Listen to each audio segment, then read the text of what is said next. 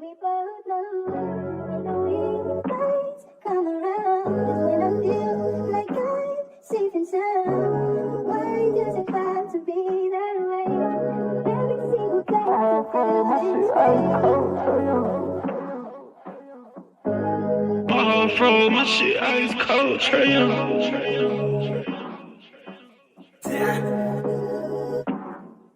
And you know I wear my heart on my sleeve. You hitting all the reads. Pack your shit like you finna leave. I go and hide your keys. Put you in position to win. Bless you without a sneeze. Bust you down in all the VV. Yeah, we was getting cheap. Overplay my part, I can't breathe. I feel the pain in my lungs. I thought we really was one. My heart cold like Trey Young. Overplay my part, I can't breathe. I feel the pain in my lungs. I thought we really was one. My heart cold like Trey Young. Shit ice cold, Trey Young.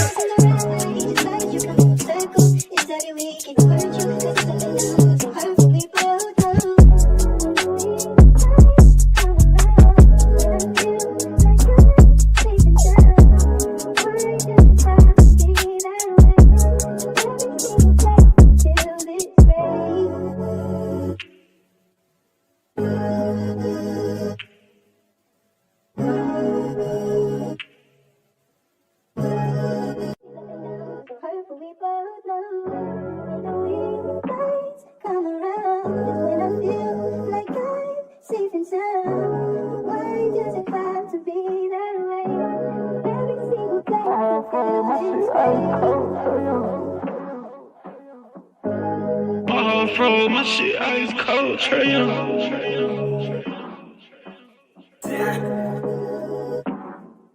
And you know I wear my heart on my sleeve. You hitting all the reads. Pack your shit like you finna leave. I go and hide your keys. Put you in position to win. Bless you without a sneeze. Bust you down in all the VV. Yeah, we was getting cheap. Overplay my part, I can't breathe. I feel the pain in my lungs. I thought we really was one. My heart cold like Trey Young. Overplay my part, I can't breathe. I feel the pain in my lungs. I thought we really was one. My heart cold like Trey Young. Shit ice cold, Trey Young.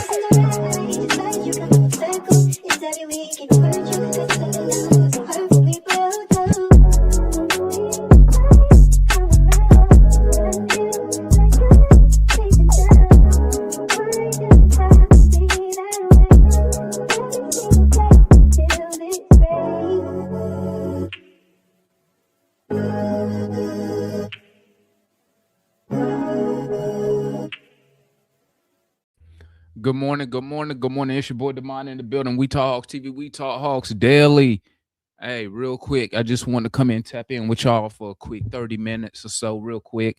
I want to talk about the rumors that's popping off real quick this morning, man.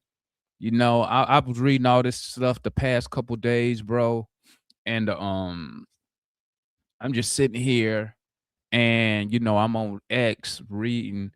You know, reading stuff that Hawk fans are saying, and let's talk about. I want to talk about Zaccharie Risacher real quick.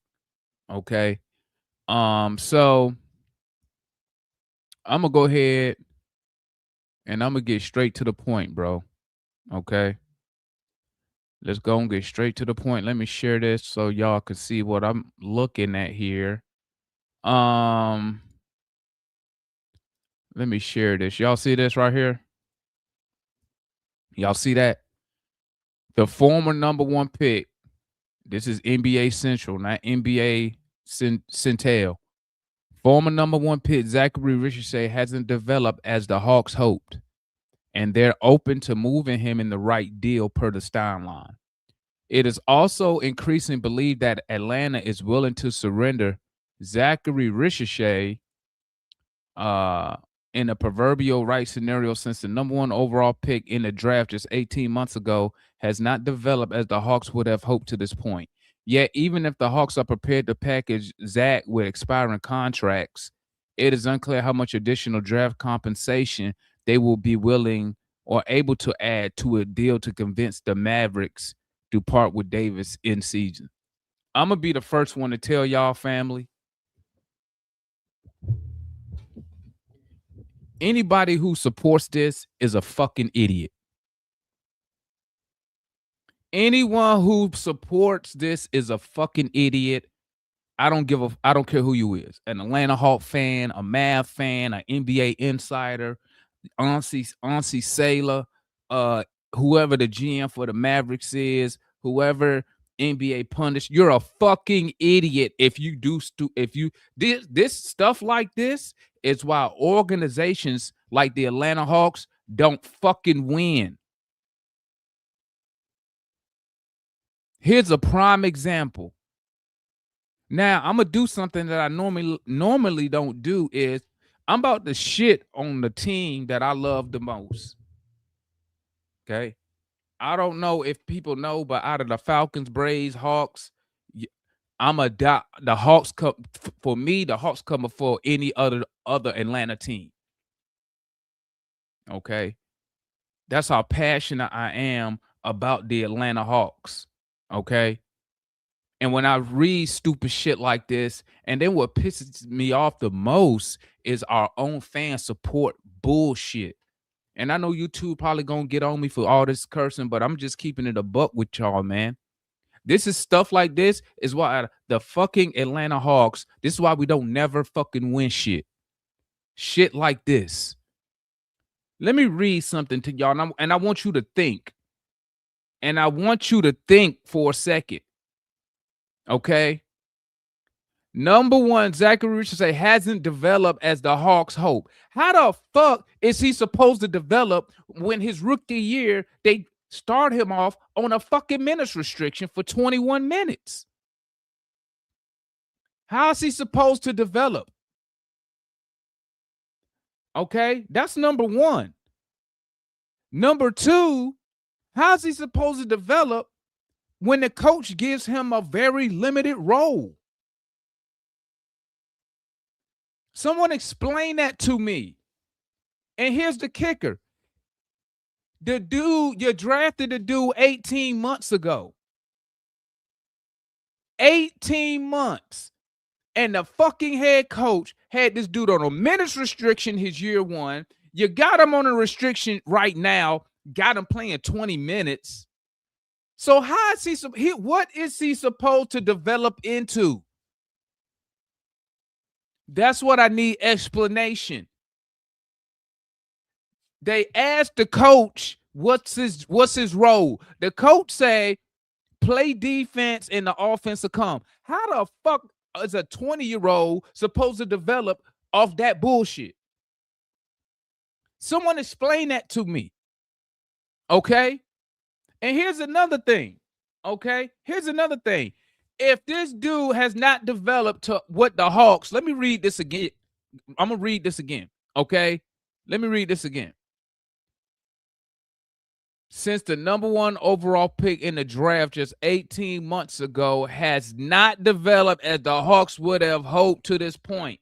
I need to know, okay, Atlanta Hawks, okay, Quinn Snyder, Auntie Sailor, okay?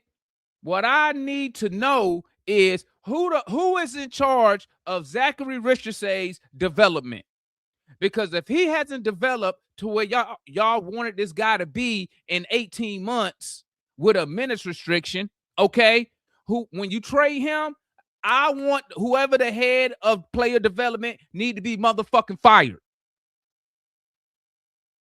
Who is in charge of Atlanta Hawks player development?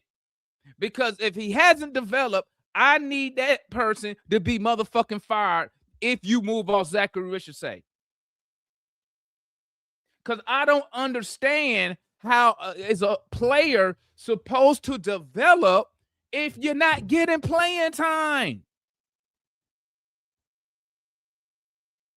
I don't understand. Meanwhile, they're talking about, let me tell you how stupid this shit sounds. Meanwhile, they saying Zaccharie Risacher hasn't developed. Meanwhile, we just gave a dude $25 million, $100 million for the next 4 years. And the motherfucker is shooting 8% from three for the month of December.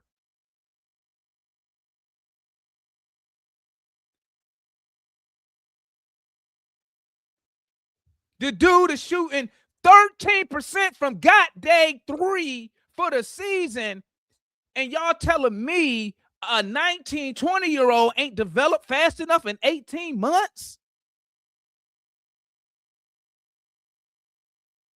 I don't understand the logic here. I don't get it. How is a player supposed to develop when you don't get the opportunity to develop? I don't get it. And then what else pisses me off is how Atlanta Hawks fans don't comprehend that. Oh, Zach ain't doing this. Zach ain't doing that. What the fuck is he supposed to do if the coach give you a role? What are you supposed to do when the coach give you a role and say, this is what I want you to do? What are you supposed to do when you're not getting the ball? I don't understand. I don't get the logic. This is why we never win shit. And now the Hawks are in rumors, okay? In rumors for bullshit. Let me read you something else, because I just don't understand how motherfucking Hawk fans don't fucking understand this. Yet, even if the Hawks, what you mean, give them Risacher, Porzingis, Luke Kennard, and draft compensation? So y'all telling me y'all want to trade for a guy who ain't even playing? But you know what? Let me see. No, I want to leave that up. Hold up. Because for some reason, hold up real quick. Hold up. Let me share this screen. Can y'all see this? Anthony Davis. So this who y'all want to trade for. Hold up. I want to go to, let's go overview. Let me see here. What the fuck is this? 3 points. God dang. Hold up. Let me see here.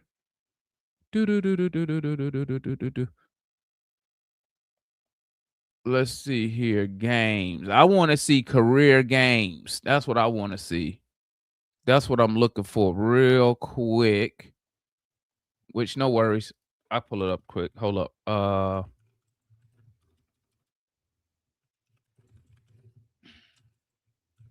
Because I'm trying to see something here. Because we all sit up here and whine and complain about Porzingis not playing. Look at this shit right here, dog.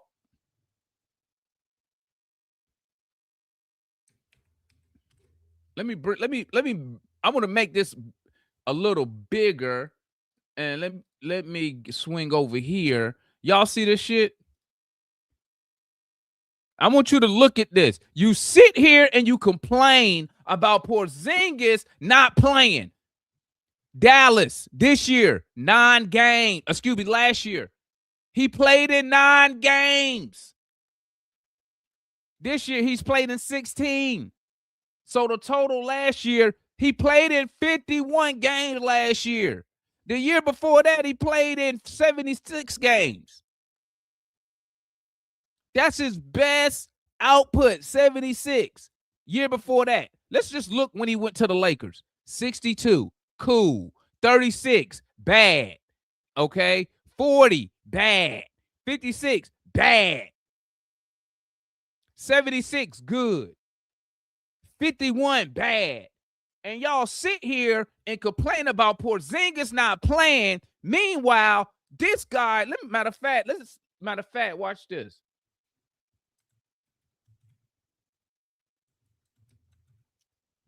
Hold up, watch this. Let's do a quick comparison. I need to see something. I need to see something real quick.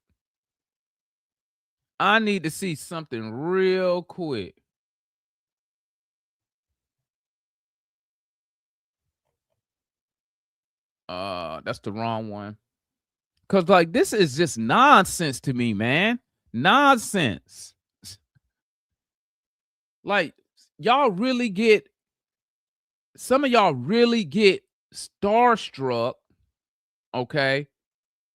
Some of y'all really get starstruck over old ass players.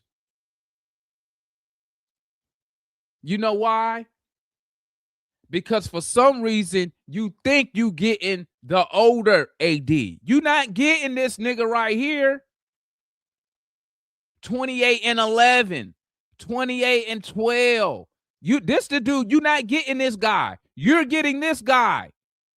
51 games played, 42 games played, 56 games. The dude only played over 60 games twice since 2019.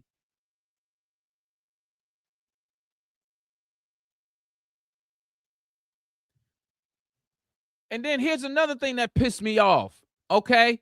Why the fuck are we adding draft compensation to a 33-year-old dude making $50 and $60 million for the next 2 years? Why are we adding draft compensation? It's just like going to get Dwight Howard. Stop going to get these so-called old-ass star players. He old. He is old. You might as well go sign me. Give me the money. At least I can show up for the games.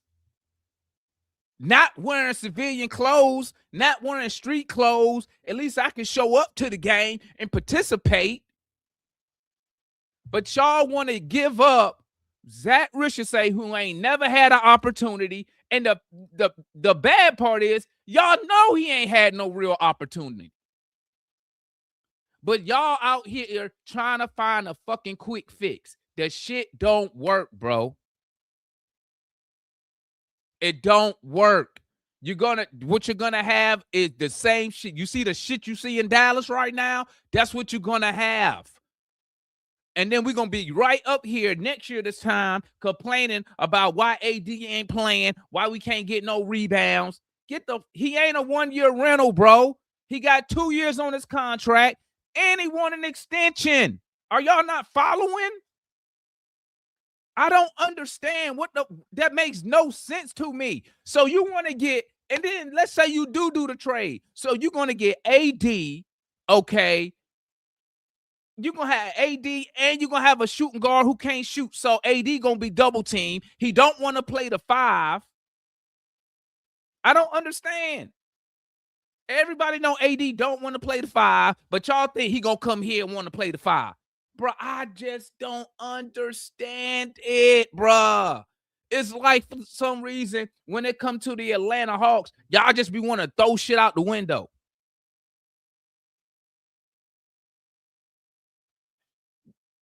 Anthony Davis, okay? Anthony Davis is not the answer. Exactly, Capo. Exactly. Like, I don't understand what people are thinking. Why would you get a rental and owe this dude $54 million and $60 million? You renting player for $60 million and giving up draft capital? So you're going to give up draft capital. You're going to give up young talent for a rental? Tell me, where does that make sense? Can somebody explain that to me, man? That makes no sense. I'm going to give up 2 or 3 picks, Zach Risacher, so I could rent a 33-year-old injury-prone big man and pay him 50-some million next year, 60-some million after that. Like, are we thinking clearly this morning? Are we thinking clearly this morning? But I'm going to tell y'all something, man. I'm going to tell y'all something. I don't believe none of the bullshit. Because trading for AD, matter of fact, let's look at his money real quick. How much is he owed? Because I don't think people, let's see. I'm going to show y'all how much he owed. since y'all want to do a rental, I want to see how much a rental of Anthony Davis is gonna cost me. I gotta give up Risacher, Porzingis, Luke Kennard. Okay. So I'm losing, man. This is so stupid to me. And I'm gonna lose my flexibility. And I'm losing my flexibility. Like, I don't get it. I just don't understand how people don't see, as an Atlanta Hawk fan, this makes absolutely zero sense. It makes zero sense. So you want to give up and you want to. This is so. Wait, what did it say? Hold up. It's not when you figure the Hawks have to. Get the fuck out of here, Jay. $17 million. Are you kidding me right now? The Hawks have to decide on his 4th-year option is $17 million. You about to pay $25 million for a dude shooting 13% from the three-point line. And you telling me the Hawks is concerned about $17 million? You just gave $100 million and this dude shooting for the month of December. He's shooting 8% from 3. And you telling me the Hawks concerned about $17 million? You got $11 million in Luke Kennard, who does absolutely nothing. And you telling me the Hawks concerned about $17 million when Porzingis finna fall off, when Luke Kennard finna fall off? Bro, so let me pull up AD. Let me show you where he at, Dallas. Oh my God, bro. Oh my God. Oh my God. I don't want to hear shit about 17 million. No, Dyson don't fit with Jalen Johnson, Dwayne, because Dyson Daniels don't do nothing. He clogs the lane. He's being guarded by a motherfucking center. What are we talking about here? Look at this money, bruh. Look at this nonsense. This is what y'all want? So you got to take on the rest of the 54 this year. Let's cut that in half. Whatever, 25, you're paying that. That's cool because you got the trades. 26, 27, bruh. $58 million. And y'all sit here complaining about Trey Young making 45. You about to pay a 30, well, he about to be in 26, 34-year-old player $58 million. And then 27, 28, he gonna opt into 62. What are we doing? He's gonna be 36. What are we thinking, Atlanta? What are we thinking? And then my question is, if you make the deal, what's supposed to happen? We supposed to turn into this juggernaut all of a sudden? So y'all telling me Anthony Davis by himself is going to change our defense? Man, y'all better wake up, bro. You can't change the defense if you don't play. Matter of fact, the dude injured right now. He hurt now. He hurt right now. Like, I don't believe you trade for AD, all that shit honestly was talking, this optionality shit is gone. Because even if Trey opt out, you're not gonna flip it. Why would you, Dwayne? Why would you trade for this guy to flip it and get what? You're trading for AD because he's supposed to help you win games, bro. Why would you trade for a guy, bro? Come on, man. That don't even make sense. You gonna flip? How you gonna flip $62 million, Dwayne? How you gonna flip $62 million for a 36-year-old has-been center? This shit gonna be just like when we got Dwight Howard. And honestly, Salah, let me tell you something. Listen to me, okay? Listen to me, okay? Jalen Johnson, Zaccharie Risacher, okay? They should be your untouchables. No, I'm playing chess, Dwayne, because I'm playing chess right now. Your untouchable should be Zaccharie Risacher, and it should be Jalen Johnson. Okay, let's be real. Onyeka Okongwu, amazing, having an amazing year this year. He too short to play the 5. If he can't play the 4, what is his purpose?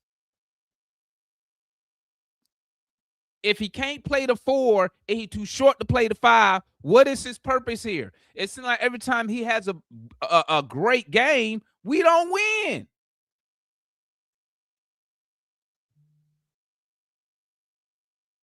You don't win. Dyson Daniels. Okay? The dude has fallen off, bruh. He's fallen off. You should be entertaining offers for this guy so you could get off that $100 million. Because it don't look like that 3 ball coming back no time soon.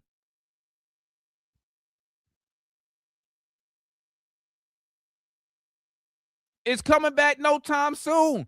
Y'all really be out here justifying your shooting guard in the dunker spot? That's where he get his points.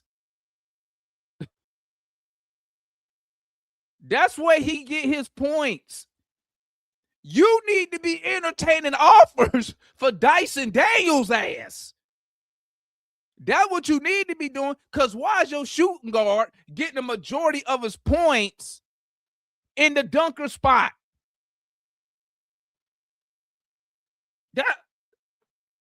But for some reason, fans can sit here and sit here and tell me and explain to me that makes sense.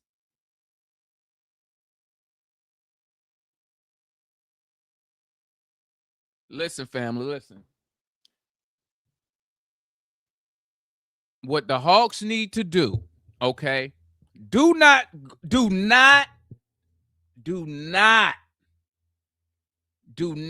trade for Anthony Davis, okay? Do not do it. You will set our franchise back another fucking 5 years. That same thing you just did with the DeJounte Murray deal.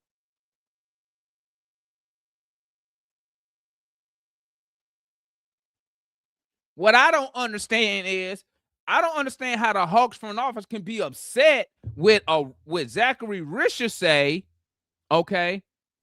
Why is your shooter not making shots scored, but I'm told he's generational? Let's see here. Let's look at Zach, man. Let's look at Zach. Let me check. Let me see something right quick. I want to see. Let me see something real quick. Let me see something real quick. What my young rookie doing this year? My young rookie shooting 45%. Okay. Let's share this tab.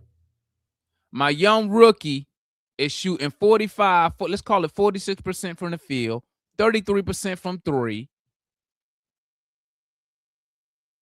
67% from the free throw line, 24 minutes. He giving me 10 points, 3 rebounds, 1 assist, 1 steal, half a block. I think he's doing an amazing job, to be honest with you. I think he's doing a fucking amazing job. So, but let me show y'all this though. Man, let me show y'all something. And I'm not up here making this a Dyson Daniels versus Zach Risacher. I'm looking at production and money. I'm looking at production and money. Okay? This dude, let me see. Let's look at Zach. Let's look at his money. Zaccharie Richard say is owed $13 million this year. Let me show this one to y'all. Zach is owed $13 million this year, $13 million next year, and then player team option $17 million. Bro, this dude is costing you absolutely fucking nothing. He costing you nothing. Look at that, 13-13. He's costing you nothing. $17 million in the NBA is nothing.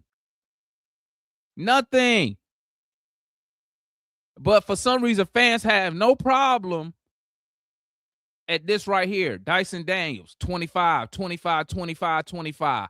Boy, y'all better hope this dude turn into something offensively. Because he is, offensively, he's garbage. He's trash. But let me pull up his shooting numbers. Let me pull up my shooting guard for Rashad. Rashad. No. Let me pull up my shooting guard. Let me pull up my shooting guard stats. Since everybody want to talk about production, and development, let me look at this guy real quick, okay? Let me look at this guy real quick.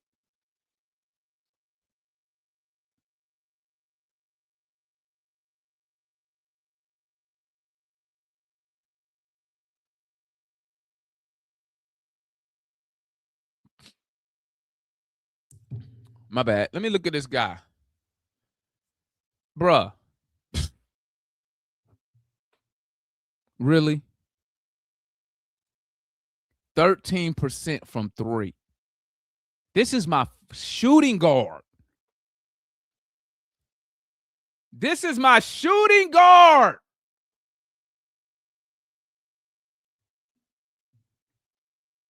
Shooting 13% from 3.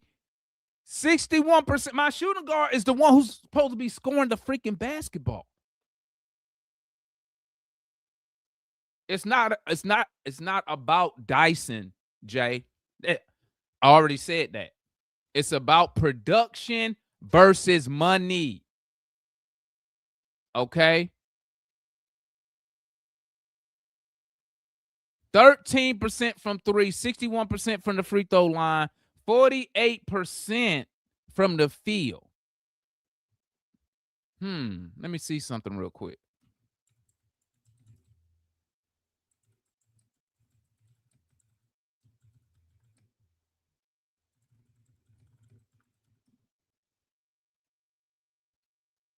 I got to go to NBA.com, don't I? I was seeing if they had it up here.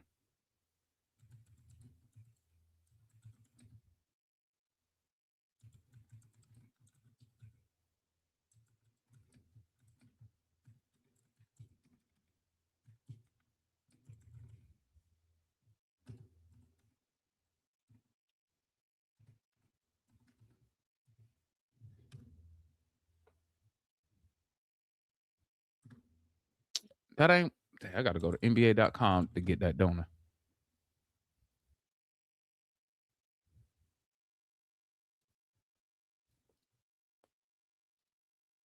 Hold up. Hold up. Wait a minute. Hold up. Wait a minute. Let me see here. Where do we want to go? I'm going to go to shooting.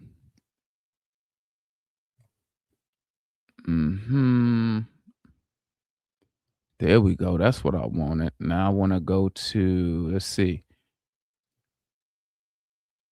Let's look at zone.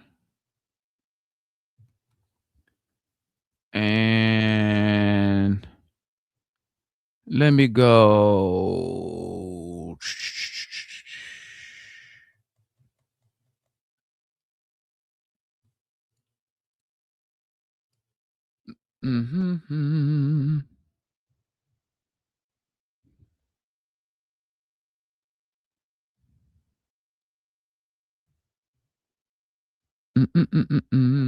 Here we go.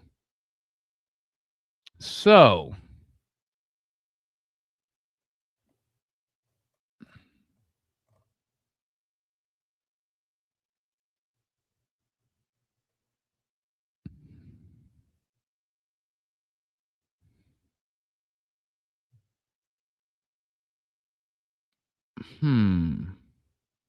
So he shoots. Oh my God. In the paint, non-restricted. What'd that say? 42%. What?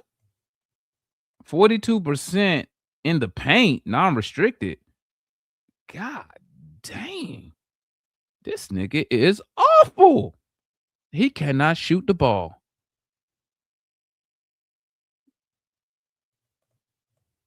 What they give him on mid-range? What's this mid-range? 62%. Let me see something. How many attempts? Wait, what? Hold up, man. So he shoots 63% mid-range, right? Do y'all see this? Do y'all see this? Bruh, y'all crazy, man. See, that's why y'all think y'all slick. Y'all come up here and people like Damn and Dwayne and what's my boy name? And Jay, y'all love coming up here talking about what Dyson Daniels shooting 50% from the field. Gerald Ticket, Dyson Daniels do this. Dyson Daniels do this. Dude is shooting, bruh. Look, this is my shooting guard. This is my shooting guard.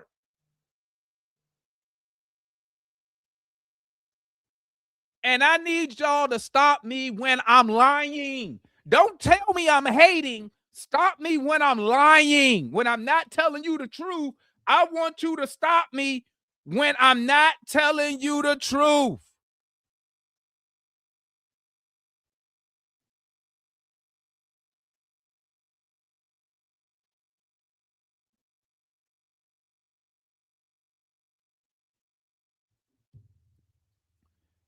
He's shooting 68%. Look at this. This is your shooting guard. So don't ever talk to me about players shooting a basketball and this is what you support. Bro, he take 5. Hold up, man. 5 attempts in the restricted area. Right? 4.8 attempts, 66% in the restricted area. Bruh. 42% in the paint. He's off, bruh. You gotta be kidding me. So he gets 4 attempts in the restricted area at 40. So he's making one. Basically, he's 1.5 out of every basically 4 in the restricted area, bro. Not the free throw, the restricted area. He's shooting. He shoots 62% from mid-range. Look at that. I know y'all like that, right? He's shooting 63% from the mid-range. He taking 0.3 attempts from the mid-range. This is my shooting guard I'm telling you about. This is my shooting guard, mid-range. Stop me when I'm lying. Mid-range, my shooting guard don't even take 1 attempt a night. And then it just gets worse. 22%. This got to be threes. This dude is awful offensively. Right corner 3. The corner 3 is the easiest shot to make. 22%. Corner 3, bruh. Oh my, bruh. And y'all telling me Zaccharie Risacher hasn't freaking developed? Y'all telling me Zaccharie Risacher hasn't developed? This dude has?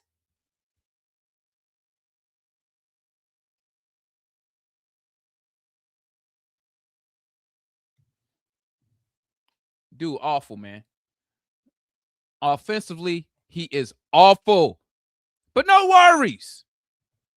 Y'all know I'm a fair guy. You feel me? I'm a fair guy. What? I wish they just had to search. But I'm a fair guy. Let me go check out Zach. Let me see what Risacher doing. 63, 56, 28, 40, 41, 40, 29. There you go. Is that better than Dyson Daniels? Oh, my bad. Sorry, guys. I didn't show it to you. Hold up. Boom. There you go. There's Zach right there. Rashad. Damn. There goes Zach. Now let's go over Zach number. Yeah, it is better than Dyson. 63 on 3 attempts. 56 on 1 attempt. 28 on 1 attempt. 40 on 1 attempt. 41, 42 on 1 attempt. 41 on 1.5. 29 on 3. It's way better.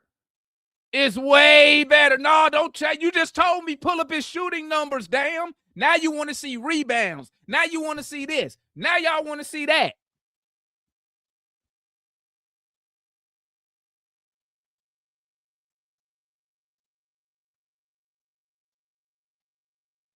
Why you want to see Trey Young? I ain't talk about Trey Young. I'm talking about Zaccharie, Risacher, and I'm comparing. And once again, y'all want to make it player versus player. I'm talking about development.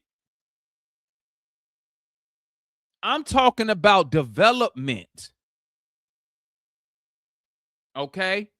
Oh, you tagged me on Twitter? I'm talking about development, man. That's what I'm talking about here. What's up? What's popping on Twitter?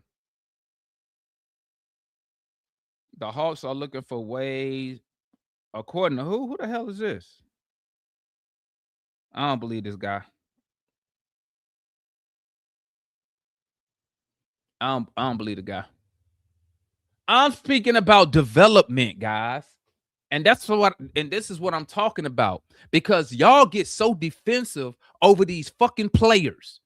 If you say something about one player, the first thing y'all want to do, well, what about this guy? I'm speaking about development. So if y'all were, if the Hawks want to hold Zaccharie Risacher, a 20-year-old to development issues who on minutes restriction, why they not holding this guy accountable? Exactly. I just don't understand how Hawk fans don't understand this logic, bro. I don't get it.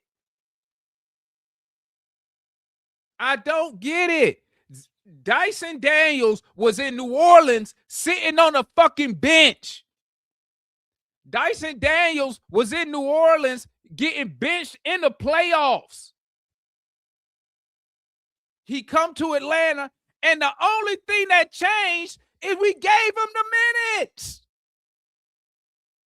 You gave him the opportunity.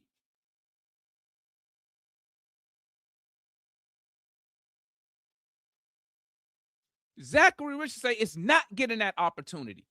And let me show you that he's not getting that opportunity. So, because I don't want y'all to think I'm just making stuff up. Because I don't want y'all to think I'm up here just making stuff up, pulling shit out my ass. Nah, hold up. Let's go back. Let's look at Dyson Daniels' opportunity with the Atlanta Hawks.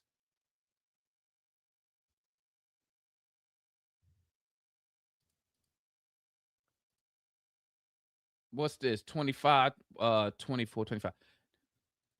Let's go 24, 25. Dyson Daniels, first year in Atlanta.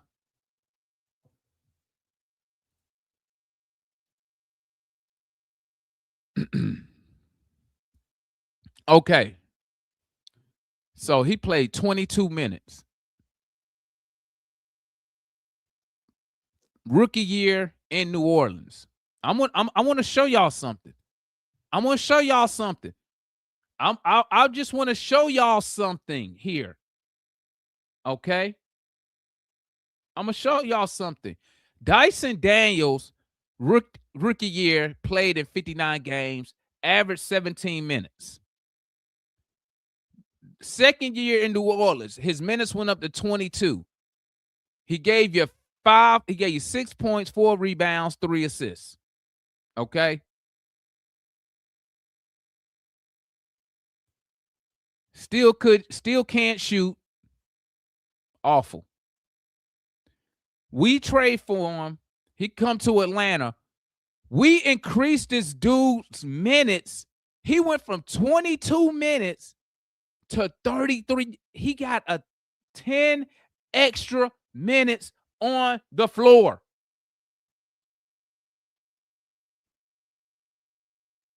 .6 rebounds, 4 assists.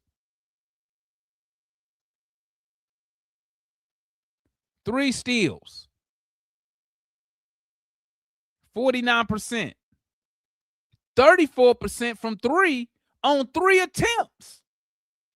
This is what happens when you give a guy opportunity and you give him minutes and you give him time to learn and you don't take him off the court. Zach is regressing on offense and defense, and this dude isn't. Like, why y'all hold the same standard for all the players? Why do y'all just pick and choose the players? Y'all picking and choosing. This not a regression.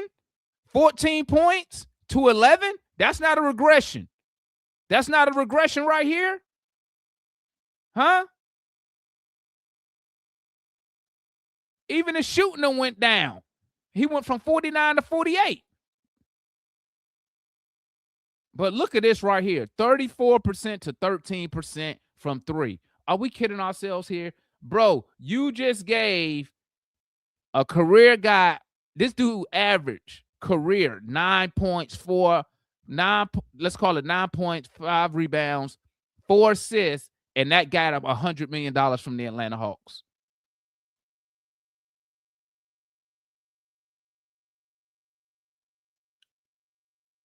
And White Mike makes a key point. White Mike makes a valid point, which I try to tell people all the time. You can't develop and compete. It rarely happens. It rarely happens. That's why you can't give. What do I always say when we talk about Zach? What do we say? Okay. Hold up real quick, because I'm finna cook this right here. I'm finna eat this up. Wow, 48%.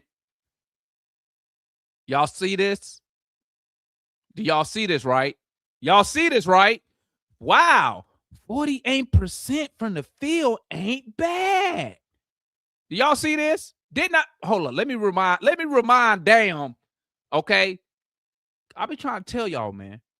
Bro, when I come up here, when I'm saying something, best believe bro, hold up. I cannot believe he just came up here and said 48% ain't bad. Tell me I didn't. Tell me I didn't close that out. Oh, I didn't. Okay. Let me pull this back up. Let me remind him how your shooting guard gets his 48%.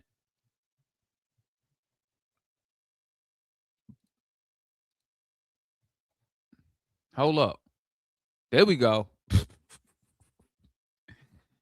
Boy, I tell you, man, y'all be making this shit. Y'all make this shit too easy for me, dog. Like, this shit really be easy for me. Hold up. Let me pull this up real quick. I'm finna shut that 48% shit down because I get tired of hearing that shit. We're gonna share this tab instead. Let me because I really get tired of hearing, well, he's shooting 48% from the field. Look at that. Don't you like that, Damon? That's amazing. Let me make this bigger, since I guess Damn didn't see it the first time that I went over it. Okay. Let me tell you how he gets his 48%. Okay. Your shooting guard is shooting 66%. From where, you may ask? 5 attempts a night, 65% he shoots. Let's call it 66 is what he shoots. This is where his production comes from.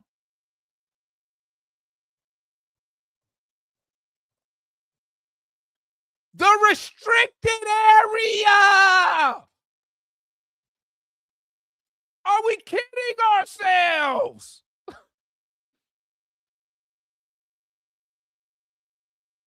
From the restricted area. Hold up. Because if I had some more time, I'll go and see what the real shooting guards shoot from that area. But I digress. Let me move on. Let me move on. Let me move on.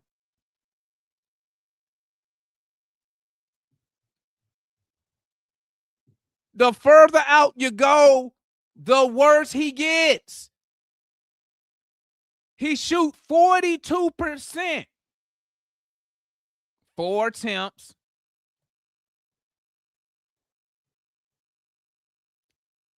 In the paint.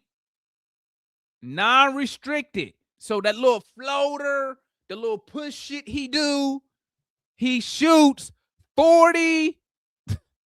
This is in the fucking, he shoot 42%. That's in the fucking paint, bro.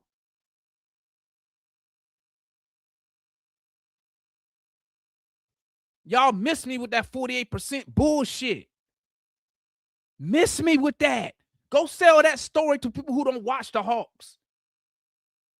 He don't attack the basket, bro. Salute my boy Rick, man. Demond, that report they're bringing up isn't another, is enough. It's based on them not extending. Bro, listen.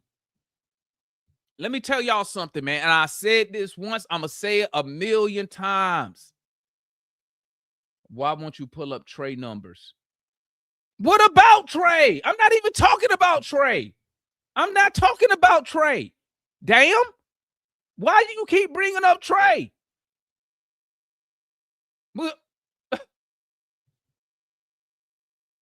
My boy Los, Trey and Zach getting traded. Asa better than Zach. Hey, if they get traded, they just get traded. If the front office, how he score all his points in the paint, but he don't touch the basket. Bruh. Okay, let me say it like this then, man. Let me say it like this. Since people like Jay and others now they want to play. Now they want to play dumb like they don't know basketball. Now they want to play dumb like they don't watch the Atlanta Hawks. They know exactly what Dyson Daniels do. They know exactly how he gets his points. Now all of a sudden it's some wordplay. Now all of a sudden it's some wordplay. When I get off of here, I'm gonna go back and I'm gonna see what the other shooting guards who making $25 million. I'm gonna see what type of production they're putting out. I'm gonna look at their production, okay? And I'm gonna watch. And when we watch this game tonight,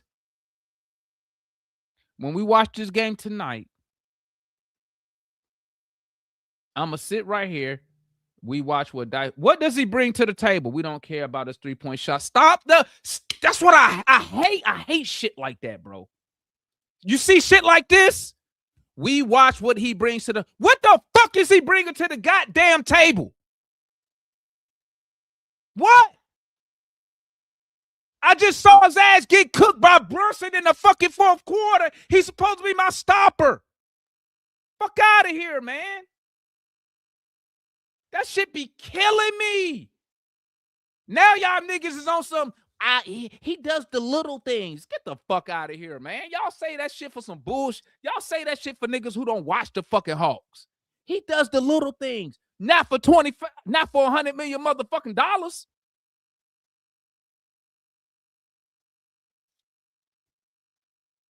Look at this. Zach can't shoot. So does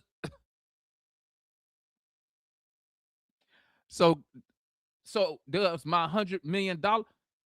Look at this. See, I'm gonna tell y'all something, gang. People like Jay, this is why you gotta watch the games.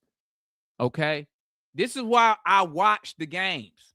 Okay, because people like Jay, 4 for 12 on Dyson, that works for people who don't watch the Hawks. I watch the Hawks. I sat there and I saw Brunson score 3 fucking baskets on on Dyson Daniels.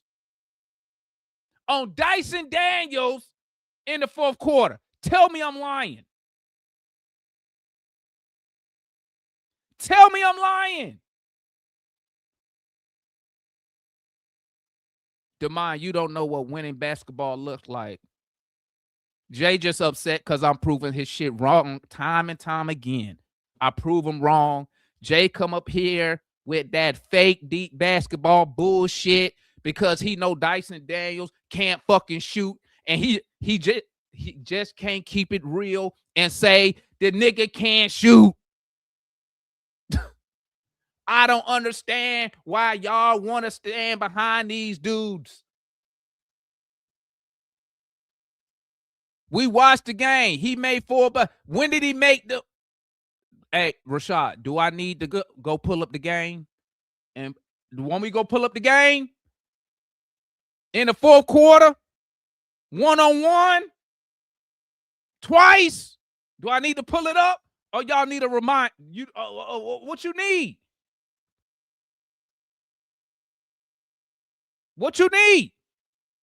Y'all the same ones who told me, oh, Dyson Daniels gonna solve all our defensive problems. He an on-ball defender. Fuck out of here, bro.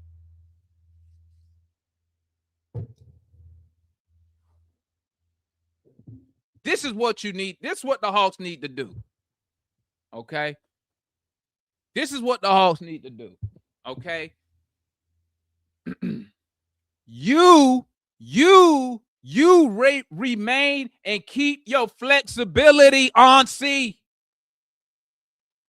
Keep your flexibility. If you trade for Anthony Davis, you don't have no more flexibility. All your flexibility is gone.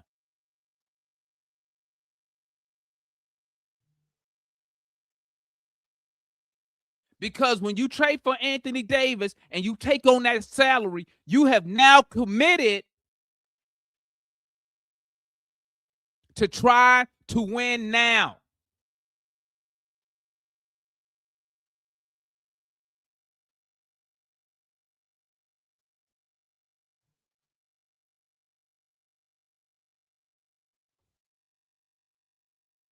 You're stuck on the books for $54 and $62 million when you trade for Anthony Davis. Why the fuck would you do that? That makes no sense to me. This is what you do, honestly. Listen to me, okay? Because I'm tired of watching my Hawks front office just do stupid shit at the stupid shit, okay? This is what y'all do. 1, okay? You take offers. Hold up, excuse me. 1, y'all need to decide what the fuck are y'all trying to do. Are you trying to win this year or not? Are you trying to win or not? And win means championship. Are you trying to win or not? Okay? Because what you should have did, you should have decided that shit before this offseason. You made a good move. You did smart. I'm going to give you credit, front office. You were smart by not extending Trey Young. You were smart on that. You messed up when you extended Dyson Daniels. But I can give you a little bit of leeway for the Dyson Daniels contract. I give you a little leeway because he had me fooled too. I thought this dude was going to come back and really put pressure on Trey Young as a point guard and as a scorer. He has not done that. So I'm not going to give you a 1,000%. I'm not going to give you 1,000% blame for the Dyson Daniels deal. Okay?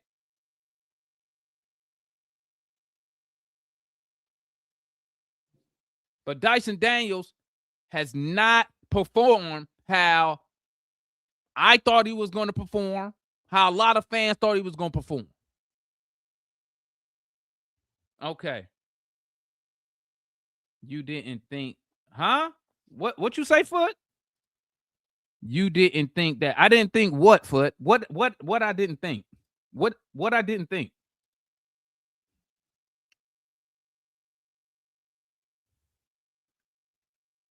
He performed exactly like he performed exactly like no, what? You ain't even said nothing about, man. Stop it, man. Stop it, bro. Stop it.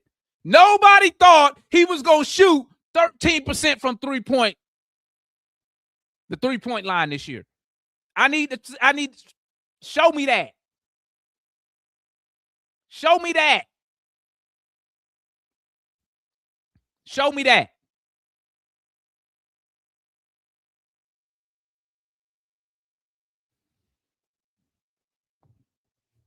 Now, back to what I was saying. You get a point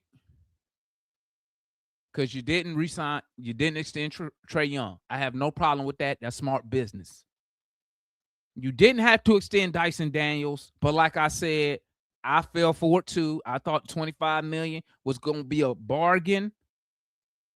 I thought he was going to be able to come back in, shoot league average from 3, put some pressure on Trey Young. That's not happening. Okay. You go out, you get Porzingis. Okay.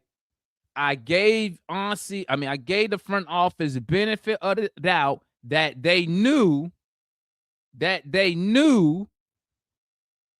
about his injury history. I was giving them the benefit of the doubt.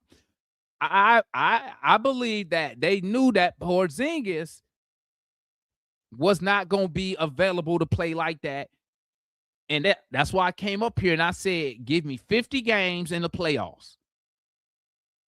Okay? If I can get 50 games in the playoff from Porzingis, I will accept that. Why would I accept that? I will accept that because he's an expiring contract. So even if he doesn't give me nothing I want, he is still an asset. He's an asset to my front office, even off the court, due to his contract. So I had no problem with the Porzingis move because you ended up getting off long money, right? Off T-Man. And now you got a $30 million expiring contract. I had no problem with picking up Alexander Walker. Alexander Walker looking like probably the best Atlanta Hawk free agent pickup since when? Millsap. I'm trying to think. Millsap. Who we have after that free agent wise? That made an impact. I can't think. Probably Millsap. Luke Kennard. I had no problem getting Luke Kennard because I thought he was going to be here to shoot the ball. Obviously, he's not shooting the basketball. That's a negative point. That's not even a point on the front office. That's a point on the coach.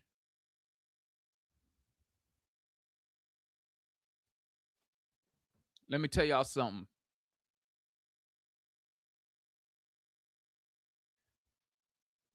The Hawks, listen to me honestly, don't do nothing. Do not panic. Do not damage our future because you're trying to fix something now. I don't care who putting pressure. I don't care if it's Trey Young. I don't care who it is. I don't care if it's Trey Young. I don't care if it's Rich Paul over there Clutch. I don't care. Do not make no drastic moves because you feel some pressure on you. Because most of the time when you make moves like that, it ends up being the wrong move. It ends up being the wrong move. Now, I'm going to be up here another 30 minutes. I'm going to drop the link. Anybody want to come up here? I'm only going to be up here another 30 minutes because I got to go to work. So I got about 30 minutes. I'll drop the link. Anybody want to tap in real quick?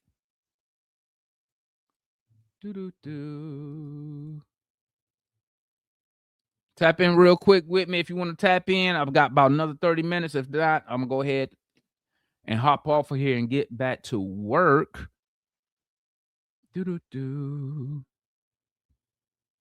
Okay, so now I was going to do a whole different video, but let me go and speak on Trey Young. One thing about me, okay, is I am Atlanta Hawk first.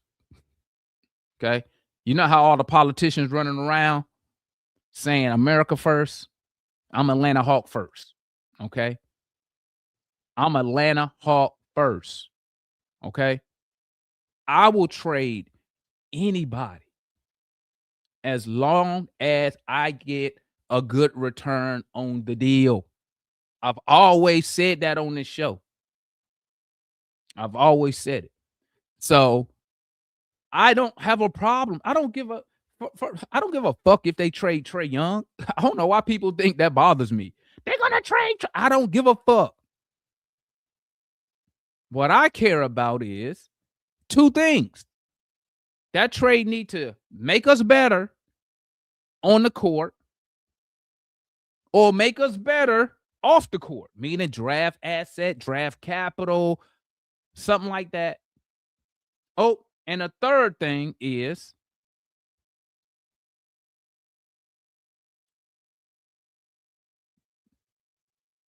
does the move that is made help the franchise somewhere along the line?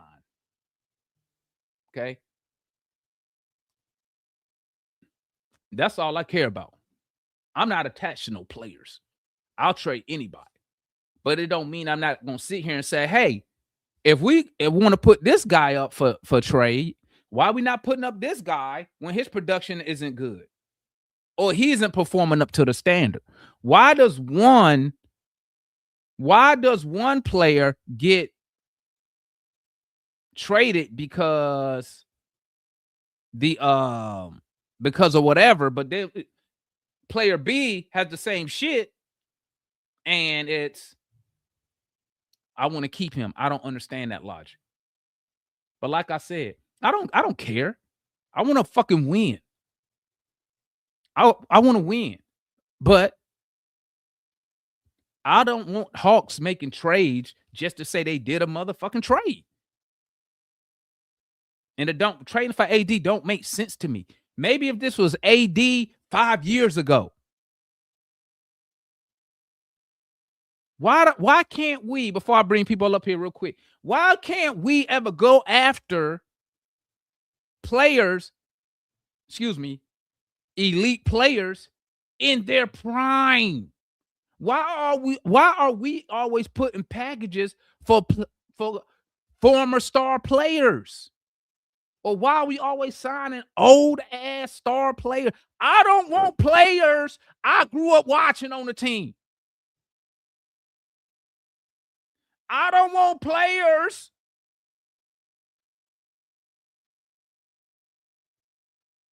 the same age as me. I don't want players that's about to retire.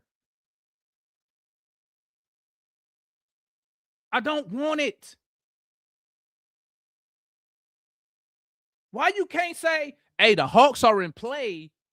Damn, why we can't? You're going to do all that shit. Go get one of these dudes in their prime. Make an offer for Laurie Marketing. Make an offer for somebody in their prime that's playing games. But once again, the shit going to be just like Dwight Howard. You went and got old ass Dwight. What was Dwight Howard? He was 30-something when we got him. What? Remember Dwight Howard? We need a big man. He from Atlanta. Dwight Howard ass came here, had the press conference. I'm going to change my number to 8. What happened? Nothing. Thank God we didn't have to trade for him. Nothing. Old ass Vince Carter. Nothing. That's what be tripping me out. We get these old ass players, okay? We get these old ass former stars, and the fans be complaining that they not performing like they was when they was 10 years younger. Like that should be crazy, you know? Hell, go get Zubac. If you're gonna give up some real assets, at least he young. Zubac in his 20s, I think. He can rim protect. But yeah, as long as with Trey, with Trey, bro, listen, I don't care, bro. I don't care. As long as my return is good, or if it helps us toward winning, or like I said, my third point, but at this point, the third point don't even matter because obviously the Hawks look like they don't know what the fuck going on. Let me bring everybody up here, man. Hey, Jay, you gonna cut your camera on or you at work? What up, Tank? What you got, my boy? What's good, Demond? What's good, bro? Chilling. Hey, man. What you? I'm not gonna lie. It's the stuff that I do. I see your point. Like I kind of agree with you saying about AD not really going for that move because I don't agree. I don't think we should go get AD and give up all our assets for AD or older injury prone player that's not really going to be playing for the Hawks. If we do get him, he's going to be the same thing as Porzingis. He's not going to play. He's not going to really help us if we do make that move. So I think that would be a terrible decision if the Hawks did that. I mean, I agree, man. Like I said, man, if AD was, I only bring up his age because he's always hurt. He's always hurt. Always. His situation is worse than Porzingis' situation. And the best thing about Porzingis, Tank, is, like I said, when we got him, I said 50 games in the playoffs. And the only reason I agree with that, and I know because some people, they'll say, well, why would you want to do that for AD? Porzingis is expiring. Yeah, that would help. Yes. Now, don't get me wrong. Him not playing, does it hurt us now? Yeah. But guess what? He gone. Yeah, he gone. I ain't stuck with him. Yeah. And you might be able to flip him for something now. I ain't stuck with him. Where AD is, you got to make at a minimum a 2-year commitment because that's what he got left on the deal. He got not this year. Next year he had 58 million. The year after that is a player option at 62 million. So at a minimum, you making a 2-year commitment to AD.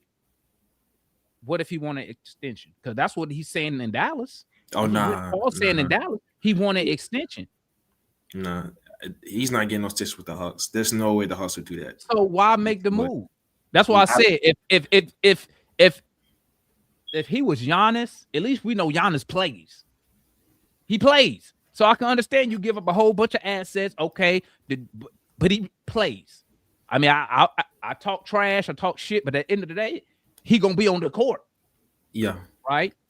AD no be on the court. And this last thing, Tank. The Mavericks gave up Luka Doncic for Anthony Davis. You know how bad or how desperate you gotta be to come off the key piece of that trade? And you expect us to have AD? Why you don't want AD? Why you exactly? Can we agree that Luka Doncic is probably the second best player in Mavs history behind Dirk? Yeah, he's second and best. They gave him up. The centerpiece was AD, and you giving up on AD less than a year, dog. Nah, it's no way we take AD. Dog. There's no way. Tell me, man. There's no way. Yeah, let's go to the homeboy Jay, man. What's good, Jay? What do you do, man?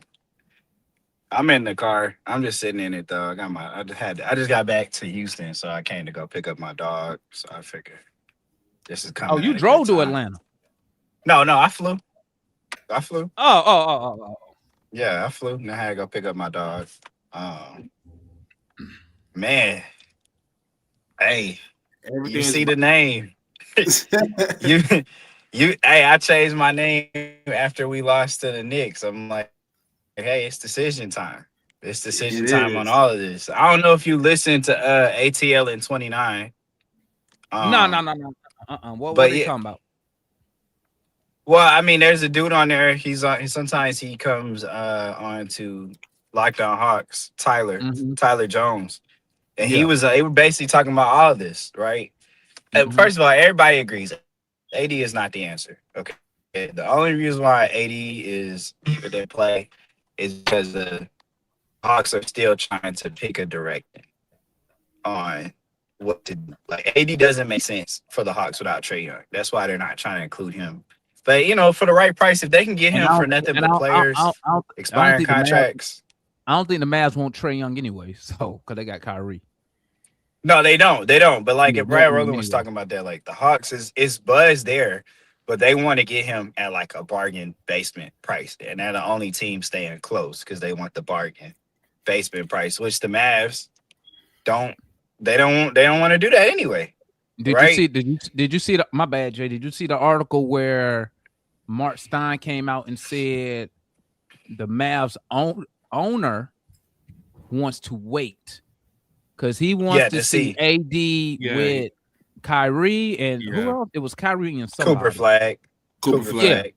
So I mean, but DeMar, that's what I was telling you. I don't really see no big moves happening before the deadline for a lot of teams in season, just because so many teams, the play-in has kept so many teams in it for so long, and there are teams that are just hoarding stuff because they want to see where they can go.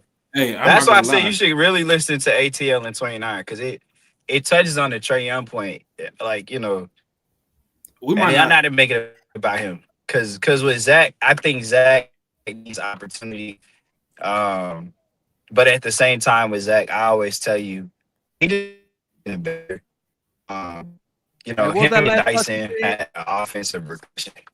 Hey, is he breaking up on you? Zach just has to keep. Yeah, he is. Hey, you got to repeat that, Jay. You breaking up? Am I breaking up? Yeah. Start Can at. You guys hear me? Start at your Zach point because you breaking up. Me and Tank. Oh yeah, with Zach, I say it all the time. Zach just has to focus on getting better. That's it. Yeah. Like he needs opportunity, but the current version, it's like when like in the working world, right? They used to say to you, like when I interview for jobs or interview for a promotion, they tell you have to you didn't have enough experience. We went with this candidate that had 7 years on the job, that had more experience. But like in order to get more experience, you got to get the job. You know what I'm saying? So the only thing you can do is keep trying to excel at what you do. You know what I'm saying? To get more opportunity. So like for me personally, like that's why ATL podcast, 29 podcast is really good. Cause it's like Dyson and Nikhil are gonna guard your best options now. You know what I'm saying? So like the defense that Zach is bringing you is for the third guy. And our offense is like you have so many other guys ahead of him. So you just got to get better. That's all it is. Like if he was shooting the stripes out the ball as consistent as Veet was, he'd be getting 30 minutes a game. But he gets 20 Quinn would have but he's not doing it. So he's not doing the that. only thing you can do is keep getting better in your role. That's it. That's all you can do.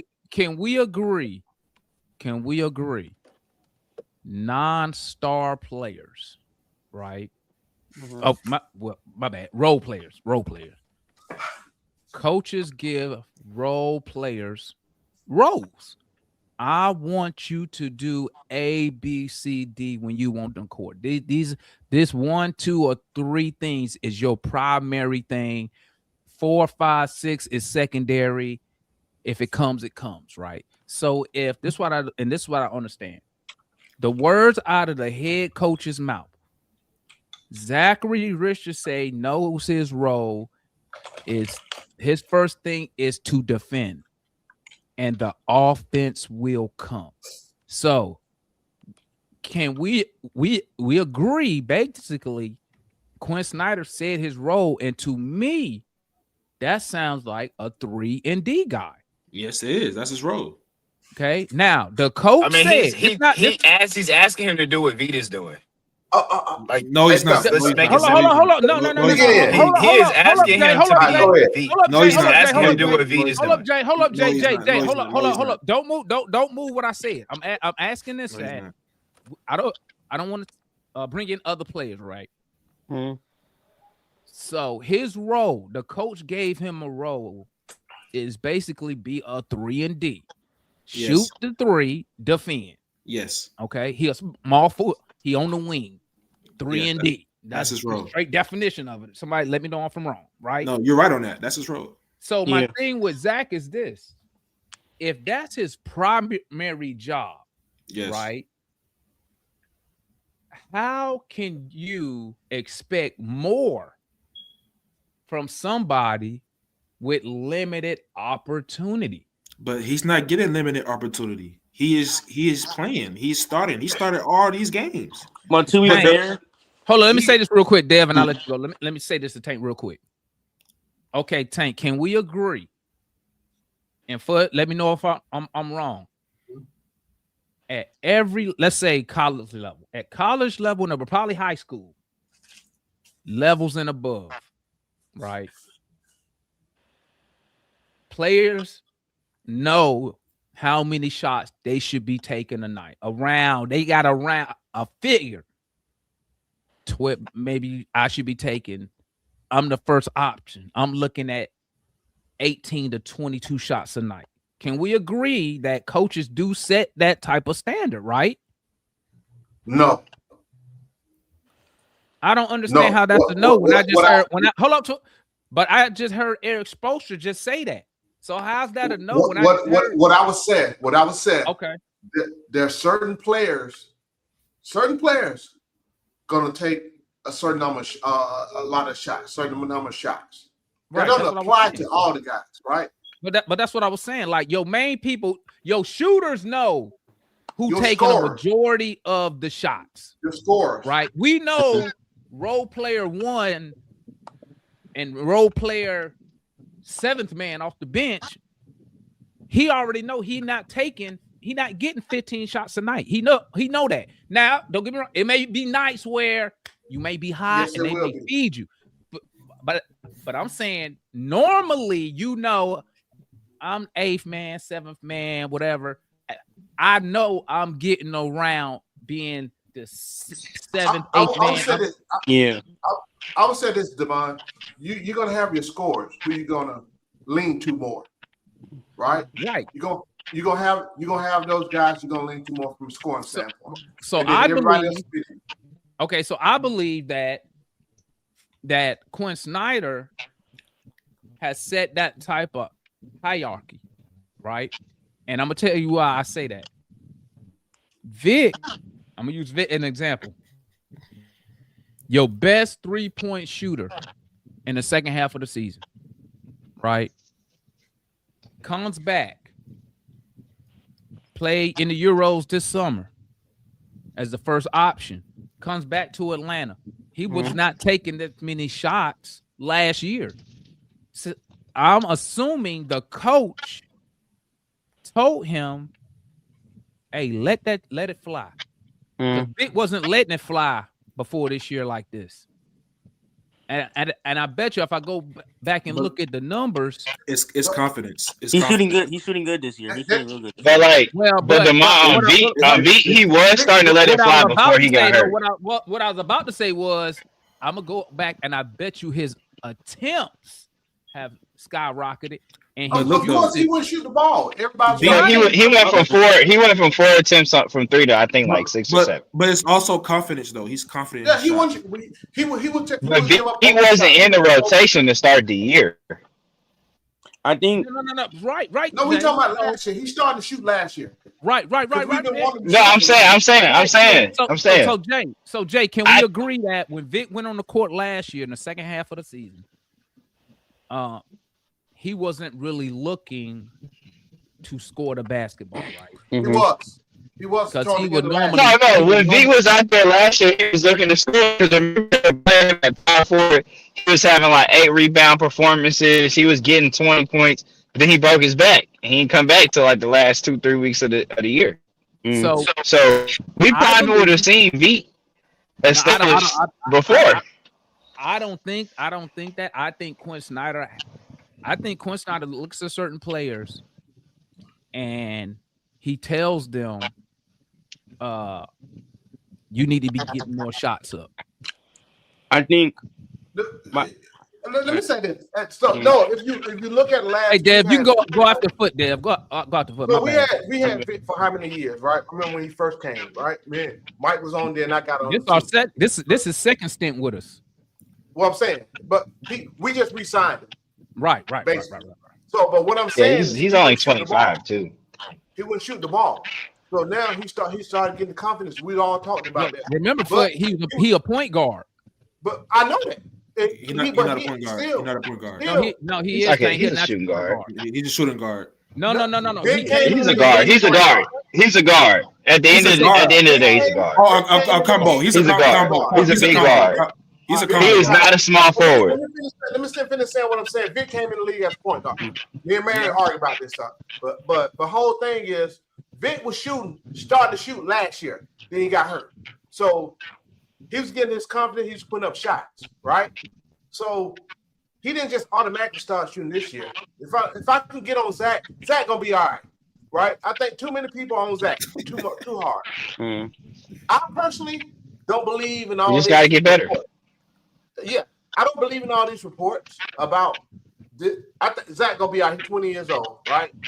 So I think we're fine with that. You got all these rumors going around with all these articles. That's gonna happen. The one you talked about, agents putting stuff out there a while back, right? This is time of the season. You're gonna have rumors start floating around about a lot of stuff, right? So that's gonna happen. But the one what I was challenging you about in the back on the chat, you just sat right there and said you expected Dyson to push Trey from an offensive standpoint. I want to understand. That's what I was talking about. No, what I mean was I expected Dyson Daniels to challenge Trey Young for that starting position because you see teams, you see Trey's archetype is being phased out of the NBA. So that's why I was saying that, because you starting to see the top team's point guard is what 6'6". 6'7". Of course, but now I'm not saying he was gonna do it all in 1 year. No. I'm not saying that. I understand what you're saying because I understand what you said because all I said was continue playing how you playing and just shoot league average from 3. That's what I said. Right. But again, you downplay his what he brings to the game, right? Like, again, he's another young cat, right? We got him to defend, right? He's also a point guard, right? We got him to defend first. Right now, we got to continue to develop his offensive skill. You look at the age of these guys. Again, they're developing. So, like I told y'all a long time, I'm happy with the direction we're going. I see what we're doing. Now, everybody fans up in frenzy like this and that and that. Yeah, we still need big. We still need to get big at point guard, right? That's a given.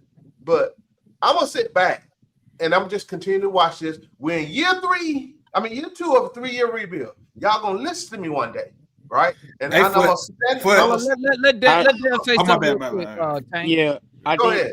Here's the biggest issue I've seen right now. Dyson is playing worse than last year. And Zach is playing worse than last year. We expected Zach to take a jump. His numbers down across the board, points, efficiency, this, that. And I think the biggest thing, what's your name? Josh said it. We have no identity. The Hawks, we don't have identity right now. And it's like you can see it on court. I'm with kind of like what Footy's saying. Like, I think we just need to go young. Like I said, I'm Team Hawks. So, like, I think we should trade Trey Young. But potentially, like, I don't care who we trade him for.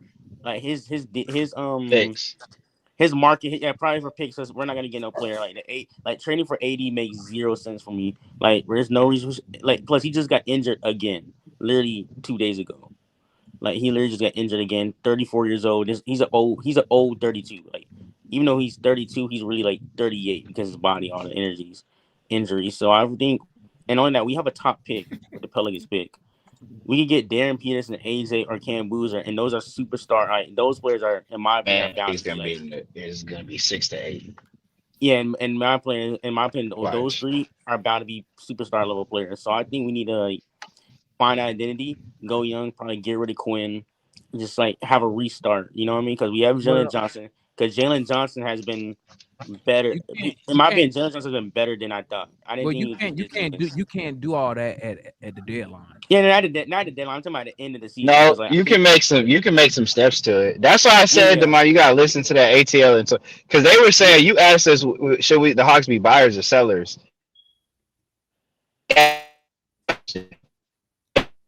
So foundationally, Jay, because of how you have to cover for. Jay, you breaking up. Start over from. Let me take these headphones off. Let me take these headphones off. All right, and then start from. They were saying on the podcast though. And start where you were saying buyers and sellers, because we didn't get to nothing after that. Yeah, well, they were asking what should we do, and they were basically saying on that podcast that the Hawks should just look more or less to be sellers, because foundationally the team for 8 years or for the past 4 seasons has the same problem. Like your front court depth, no matter what you do, and they got on Quinn too. Your front court depth, no matter what you do, is always going to be an injury or two away from being a disaster. Because you got to put so much size out there to cover for Trey.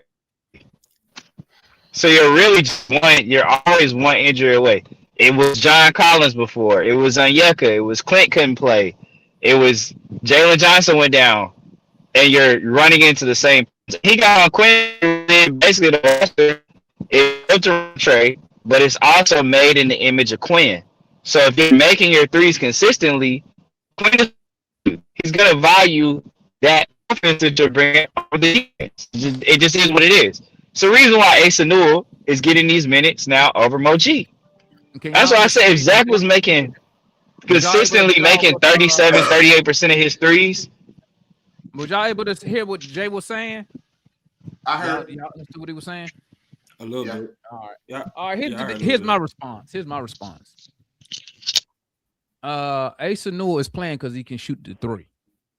Let's be honest. If Asa Newell wasn't hitting that 3 ball, he wouldn't be on the floor. Let's be honest here. Okay. Yeah. Quinn Snyder, I would assume we can all agree Quinn Snyder is more offense than defense when it comes to what he wants to do. All right. If Asa Newell wasn't making a 3, he wouldn't be on the floor. Okay. When we talk about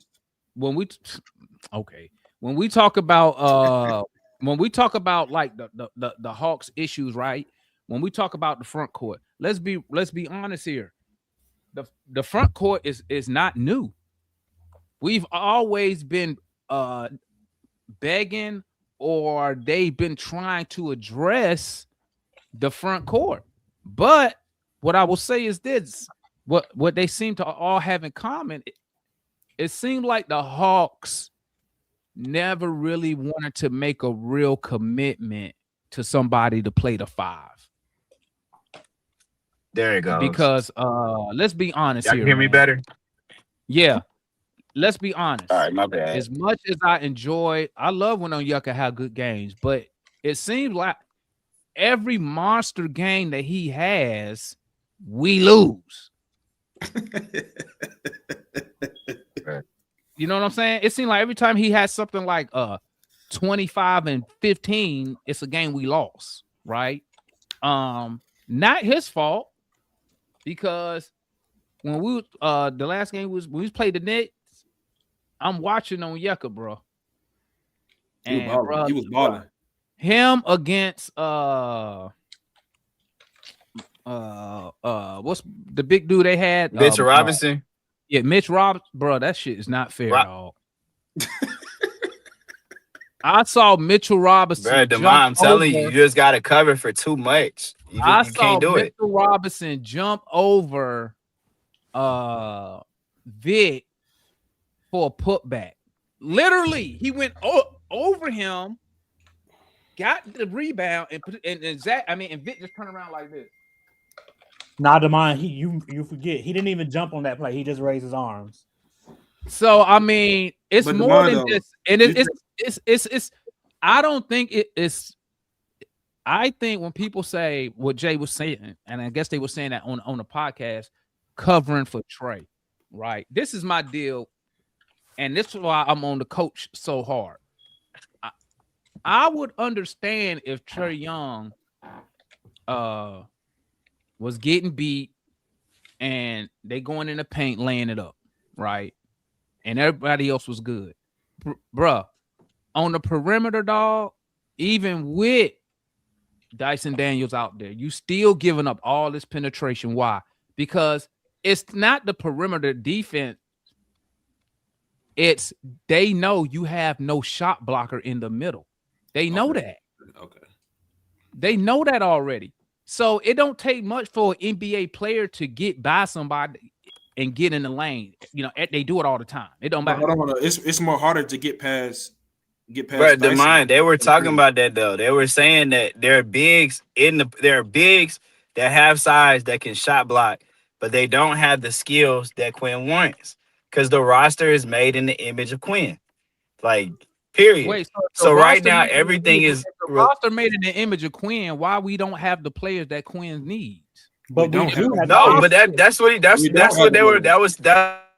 But Tank, what other players do you need? A big, a legit center. We don't have a center. So Jay, my question is, we don't have a center. No. So they were like, basically, if you had Kristaps Porzingis, it would work.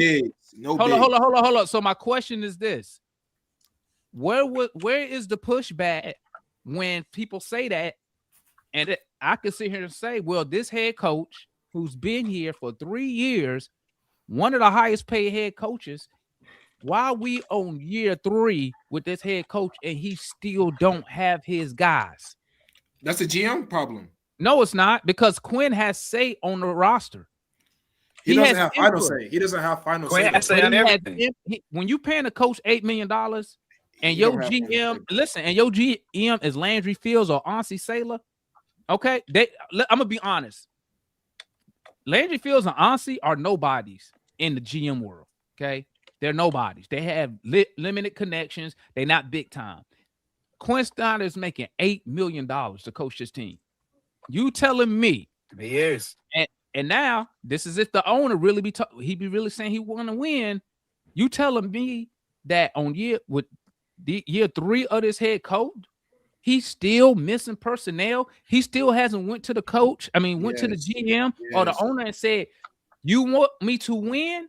These are the players that I need." Because you need star talent, man. I don't disagree with that. The only thing I'll say is at the end of the day, we have one point guard, we have one small forward, and we have one center. But didn't they? And he's gonna play. You can bring in the guys. But Jay, you can bring in those guys, but he's gonna play the guys that match the skill sets. He wants specific skills out there. Here's another thing. You have one center that's undersized. We can all agree on Yucca's undersized. Well, the one center is really Kristaps Porzingis. Okay, I'm gonna give you that. Well, watch this. If you the GM, but right now, yes, you only have Onyeka. That's it. Okay, but you only have Onyeka. Jay, me and you the coach, I'm the GM, and I say, Jay, I got you Porzingis, you got Okongwu. Me and you, what do we already know? We know Okongwu was on the side. I know KP has some health issues. We know this already. So you telling me my next move is to go sign, go give an offer sheet to a G leaguer? That's my next move. Yep. But we supposed to be trying to compete. Well, that G League. To be fair, DeMar, I think Dante could have really upped the Hawks. Listen. I'm not saying Dante a bum. What I'm saying is this: you are committed to being a good winning team this year, why you ain't go get a Steven Adams? All those they told y'all went green. They told the fans what they want to hear. That was available, right? They didn't do that. And you know why? You know why I don't think they did it? Because I don't think they really wanted to be tied up in any type of long-term contracts. I don't think they didn't.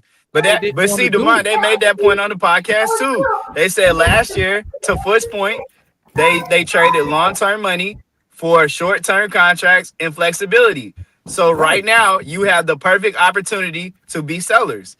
And and they were basically saying the second half of the year, if the Hawks they're still in the play-in race, they were basically saying the Hawks need to figure out what they have in Zach and Dyson from here on out. They said but here's the thing. Here's the thing. But here's the thing. Here's the thing. They're trying to win now. Why? I told y'all that's just fast. That's just fluff. They're not going to tell you how they're trying to lose. I mean, it's real. That's true. What are you? They put themselves in position to where they can be sellers. Jay, but here's the thing. What are you selling now that's going to benefit you? So the value of selling now, bro, you getting out contracts. Off what? Like you got to get picks for the next group. What? So look, the only piece that I see them selling on, like if they move KP and Luke, they're trying to save the season. Period. I mean, that's just honestly, that's all that would be. If they move Trey Young, because he's aspiring. He's always right, but the theory is though you can just let KP. But what they were saying is KP and Luke Kennard, you can just expire the contracts out and you have flexibility in the offseason. And the big trade you would make, and this is what Jake Fisher and everybody's reporting, that the one constant I've been hearing, because I told you I don't think a big move is coming in the landscape, but they say Trey Young is the most likely big name player to be moved.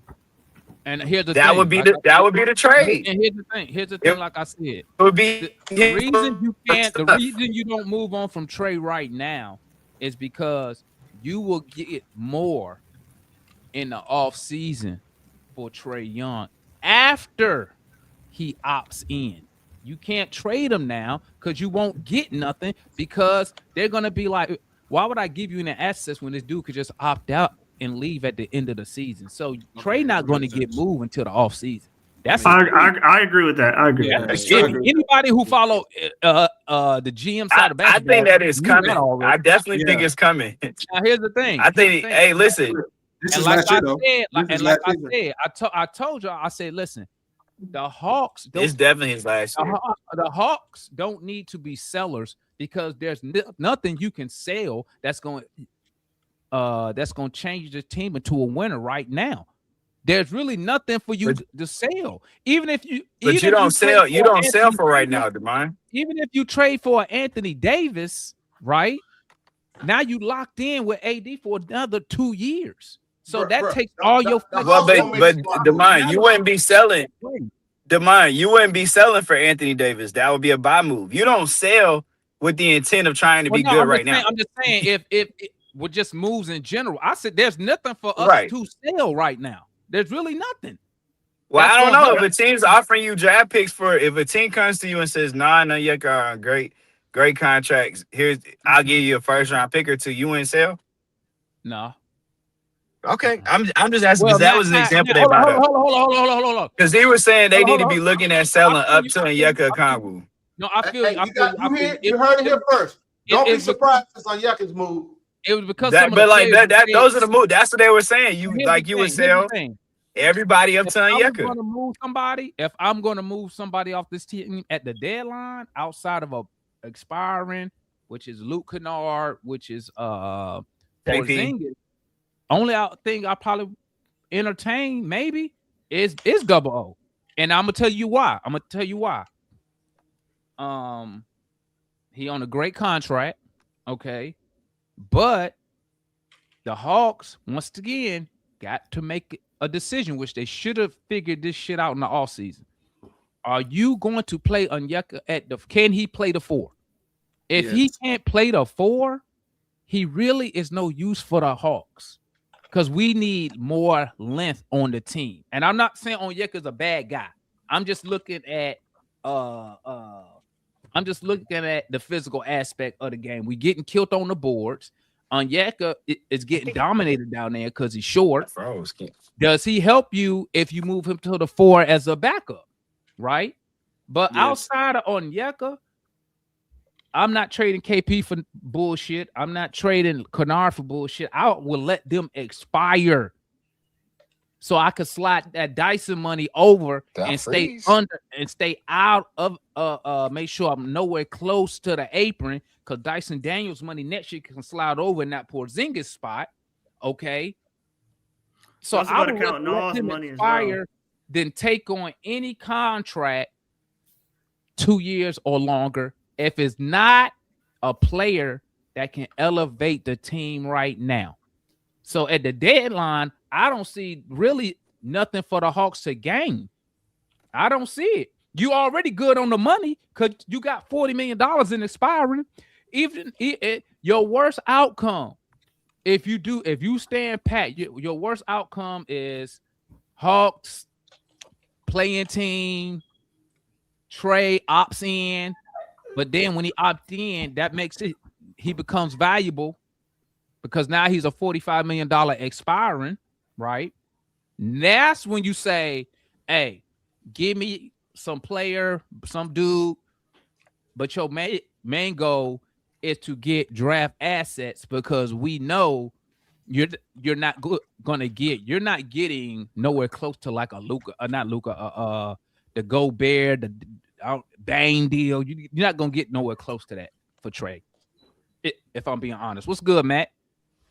I mean, I don't think they're gonna do anything at the deadline other than get a center. I think it's more palatable to do deals in the offseason because Trey will basically be an expiring. Onyeka will be an expiring. Although I think Onyeka's gonna be here for a while. I don't think he's going anywhere. But Onyeka's an expiring. That's just an example. No, yeah, I don't think he's going anywhere. I think. The only thing I'm gonna tell y'all with Trey. You gotta do about go ahead, man. My bad. Hold on, go ahead, man. And then we're gonna go Darian. I was gonna tell you the only thing about Trey is we don't control if he opts in. Hold up, man. Let Matt we go. don't control Matt. it. You got to look at value versus. You got to look at production versus value, right? If you're trying to moneyball it, right? So like Onyeka's production compared to his value, his contract is exponentially in the positive, right? Like he's given us great production on not great as far as the value of the contract, right? Mm-hmm. In the summer, right, I can, if I want to sell high, I can sell high on Onyeka, right? Mm-hmm. Who else in the offseason? Like I said, Trey's expiring. Dyson, if I want to move him, right, and I say, okay, the shots, I don't think is going to come around. I can't really use him effectively as a perimeter player because of where he shoots from. The poison pill provision drops off in the summer. So, like now he's worth $8 million on the books, but externally he's worth 22, right? So if they traded him, they got to cover the difference, but they would go into the tax if they traded him now at the deadline. But in the summer, he's worth externally what he's worth internally. So he's worth the 25 million full. Right. So you could just move him in the offseason at the draft or whatever, and he's worth the full scale of the contract. Anything else to me, I would hold off. I would see how Zach develops in the second half of the year.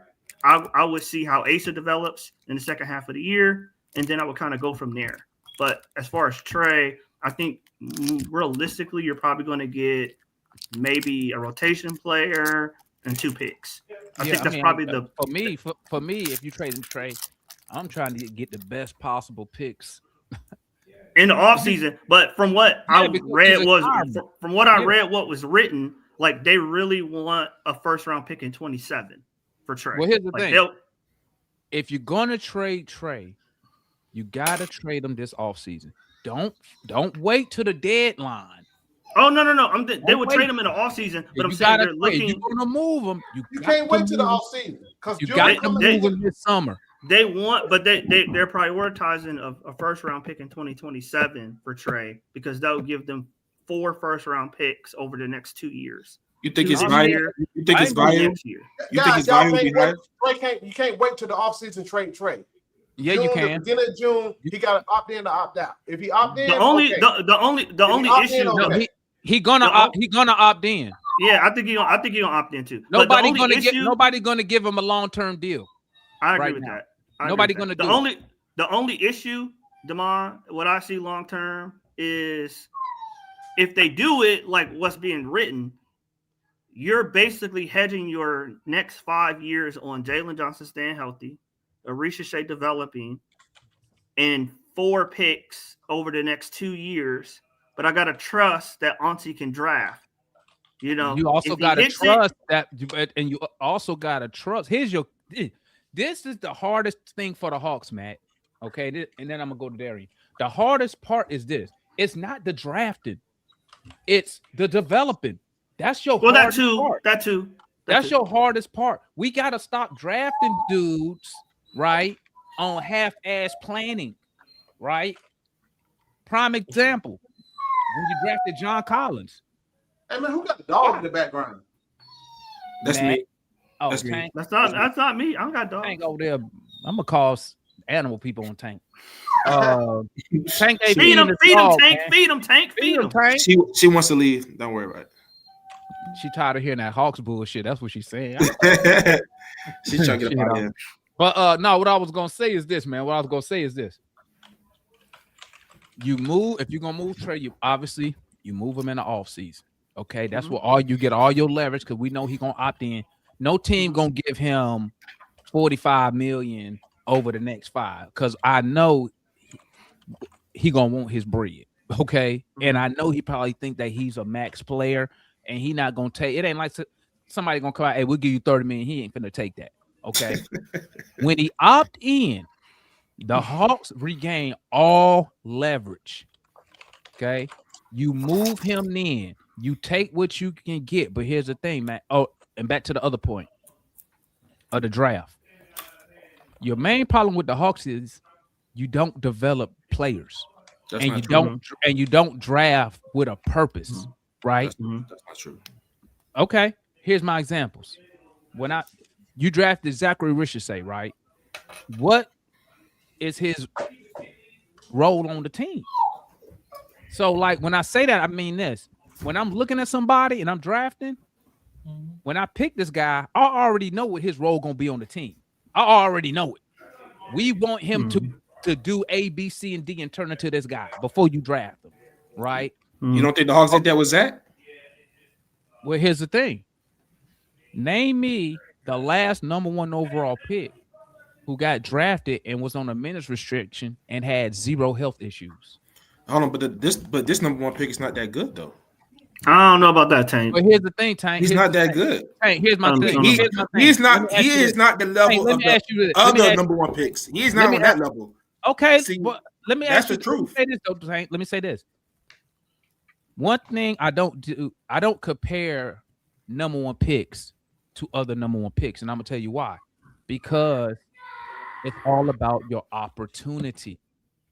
You can get drafted number 1, say like Ant Edwards. Minnesota was in a full-blown rebuild when they get Ant Edwards. So guess what? From day 1, they said you're gonna be a star player. We giving you 30 minutes a night, shoot whatever you want. You're not coming off the floor. But if he's that, if Zach is that guy, they would do that for Zach. But no, that's why but remember, Tank, every person that's ever been drafted is drafted off of potential. Because we don't know what said player gonna turn out to be, regardless of the opportunity, right? So that's why when you get these number 1 overall picks, same thing like even in football, when you go in that first round, you are automatic starter from day 1. Ain't no you trying out for the team. You are a starter. So when you drafted somebody 1 overall, you are a starter on the team. You should get priority. The problem with us was this, Tank. You got Trey Young, you got Jalen Johnson. You think your team has talent to compete and win games. So you don't focus a lot on is this young player getting better. You're focused on when I need to put the people on the floor that's going to win the games. See, it's a difference. Look at Cooper Flagg. How many minutes Cooper Flagg getting? Cooper Flagg is way better, though.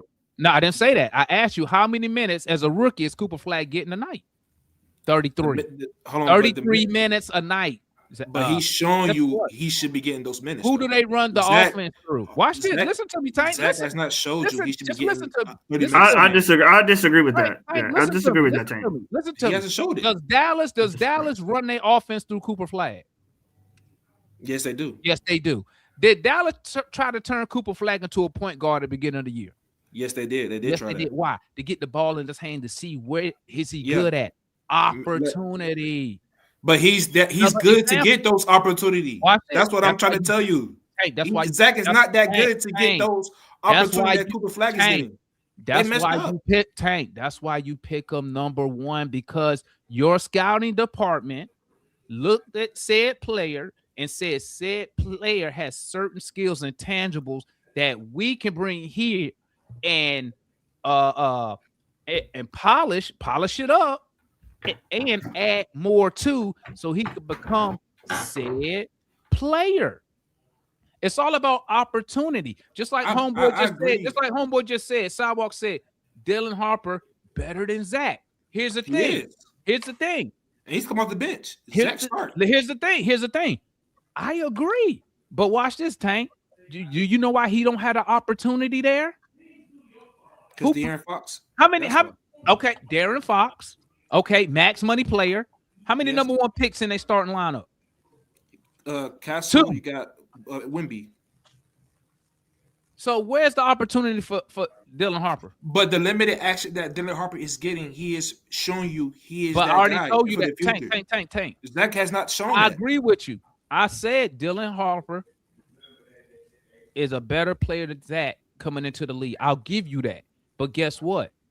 If Dylan Harper was playing for who's the Pelicans, how many minutes? If he's playing for he'll be starting over Fears. How many minutes does he get a night? 30?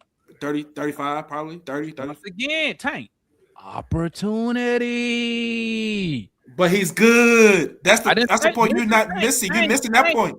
He's good to get those opportunities. Tank, what did I say? I said, Tank, listen to me. I got the point. Didn't I, Darian? I said your scouting department, before you draft the player, right, comes back to you, Tank, the GM, and say, Tank, this was the criteria you was looking for. These 2 dudes meet your criteria. I think this dude is better. You, as the GM, take that information and you trying to decide which one of these 3 that my scouts told me fit my criteria, who's going to be the better player. And then you pick them, right? Because in your head, your people have already told you said player met whatever criteria you was looking for in the draft. So now let me finish. So now when you draft said player, you got to give him the opportunity to show you that he Cooper Flag playing 34 minutes a game. I just said that. Hold on, Matt. He should be playing 34 minutes. He's but hold on. But he's that franchise player. He is that future. He should be playing those minutes. Hold on, Tank. Let me ask you this. Hold up, Matt. Darian, let me ask you this. Have you seen what he's been doing? Hold on. Let me ask Darian this, because I don't even know if Darian. Zach career high still higher than Cooper Flag. Hold up. No, it's not. Hold up, y'all. Hold up. Yes, it is. I'm gonna ask Darian this, because I don't know what's Darian's opinion on Zach. So let me ask him. Darian, if we traded Zach for whatever, and he went to say who the worst team, the Wizards with 5 wins, right? Mm-hmm. Do you feel if he go to the Wizards and they gave him 30 minutes, you would get better production from Zach there than you get from him now? Absolutely. I don't even think it's a question. I don't even know his. Go ahead, Darian. My bad. No, I was just gonna say it's just weird. It's weird that we expect someone to develop when you don't allow them to develop. I don't get it, bro. Like, I don't understand people. It's a lie, though, Demar. That's his fault. But that is not a lie. I want to prove. That is fault. Hold on. That's why DeAndre Hunter. That's why DeAndre Hunter's not here no more. He took his Zach took his spot. He's getting opportunity. He's starting. Not really. That is cap. That is cap. Not really. Go ahead, Darian. Go ahead, Darian. Go ahead, Darian. Here's why I believe that Zach's not getting the opportunity. We all know where Zach is on the court at all times, correct? Mm-hmm. In that corner, on that wing. In the corner. Correct. Yep. Where's the opportunity in the corner? When your coach specifically tells you, hey, stay in this corner, shoot that 3. We say he doesn't have a role. That's his role. That's literally his role. I need you to stay in the corner and shoot the 3. I don't need you to do anything else. Stay in the corner, shoot the 3. How is anyone going to develop like that? But hold on though, that's what he did overseas though. Where he came from, he was in That's the not true. That is true. That's a not lot. true. That's most of what he did though. That's not true. It was transition. Hold on. It was transition, cutting, that's not and shooting corner threes. That's what he was doing. Tank, if you watch him before the J.L. Borg year, which was he was on a professional playoff team with J.L. Borg. They had made the second round of the finals, of the Euro finals the year before. He was on a playoff pro team on that when he had that role. One. Okay. Two, if you watch him in the 3 years before that, he played point guard, he played shooting guard, he had the ball in his hands. They moved him to different positions, right? He brought the ball up the court. He ran pick and roll. He was utilized at a higher level on the Borg team. He was the best shooter on that team, right? So that's why they had him that was a defense first team. They were the number one defensive team in the Eurobasket. They were number one defensive team in A-Pro France in that league. They were the number one defensive team. He was their shooter on that team. That's why he spaced the floor and was in the corner, because he was the only shooter above league average in their league on that team. Okay. That's one. Two, somebody told me last night that Sarr is better than him. And I went and looked. Sarr gets 6 more minutes and 6 more shots per game. Okay. Cooper Flagg is getting 35 minutes and 15 shots. Look at Zach games when he gets 14, 15, 16 shots. Look at his output. Look at the Hawks' record. Offensively, defensively, we're a better team when he's on the court. So his role doesn't match his output. If you give him a bigger output, the numbers, the data don't lie. They show the Hawks win, and look at his output. It took Jalen Johnson 5 years and heavy usage and shot attempts just to match the 5 30-point games Zach put out last year. Why is he still hasn't matched the 38-point game that Zach put up last year? Go ahead. My bad. 2 38-point games. Are you finna, Matt? Look, that's it. What Matt's saying has some truth. Yeah, it does. I hate to say it, but some. But at the same time, no, I'm just messing with you, Matt. At the same time, y'all got to understand, it's only one basketball. It's on a certain amount of minutes. When you have those minutes, you have to be able to perform at a certain level. But there's also a pecking order. Just like Matt just mentioned, JJ, there's a pecking order. I'm not worried about Zach. Everybody wants him to have more time and have more of this. But again, it's going to be limited. Got 5 people on the court at the same time. Hey, Foot, the ones who performing are going to be put out there. Yeah, go after Foot, Darian. You got the Foot. The ones who perform is going to be put out there. Of course, you give him more time, he's going to perform at a high level. Look at Barlow. That's a prime example. Y'all was called the dude trash. He's a decent player, right? All of them are NBA players. So again, you got to look at the time. Oh, Quinn don't give him the Quinn don't give. But again, you have to mix that up. You have to make it work with the other guys. That's all it is. You can't just just throw him out there with the hell ever and boom, boom, boom. It don't work like that. So he's gonna be all right, but he's not damn. He damn sure ain't trash tank. He ain't trash. He been playing like he trash. He been playing trash. No, he don't play like he's trash. Hold on. So what happened? Hold on, let me finish. Would you agree that he has regressed from last year? Would you agree with that? No. Well, his numbers are about the same. His numbers are about the same. His numbers the same, bro. The eye test don't match. The eye test don't match. When I'm watching it, it don't match. I'm sorry. You have to extrapolate the numbers. Matt kind of. He's not hitting those same shots he was last year. He's not hitting those shots. Hold on. Let Foot finish. He's not attacking closeouts. Like Demon's other people said, Dyson on the grass. Dyson is in a different role than he was in last year because of Trey Young is out. So he had to play a different role. So it's not the same role, right? He's doing other things. Y'all got to look at I guess y'all compartmentalize the way y'all look at this game. But you have to put context in everything and how it's going about. So again, I'm fine with Zach. Zach ain't the problem. Zach ain't regressed. Dyson ain't regressed. Again, you have to move pieces around. Trey's out. What's the name out? So you got a lot of mixed pieces that shouldn't have been like it is in the first place. That's all I got to say. What's good, Darian? I just real quick, Foot, like when you talk about the coach divvying up the minutes, I would agree with you if he didn't scoot. It seems like for me, if you can't shoot a 3, then you can't play for Quinn. Unless you Dyson. True, unless you're Dyson. But that's about it. If you can't shoot the three, you can't play for Quinn. He doesn't value defense. And Zach has become a much better defender this year. So if let me ask you this, Darian. Hold on real quick. Let me ask you this, Darian. Darian, do you with that what you just said? I agree. Because you know what?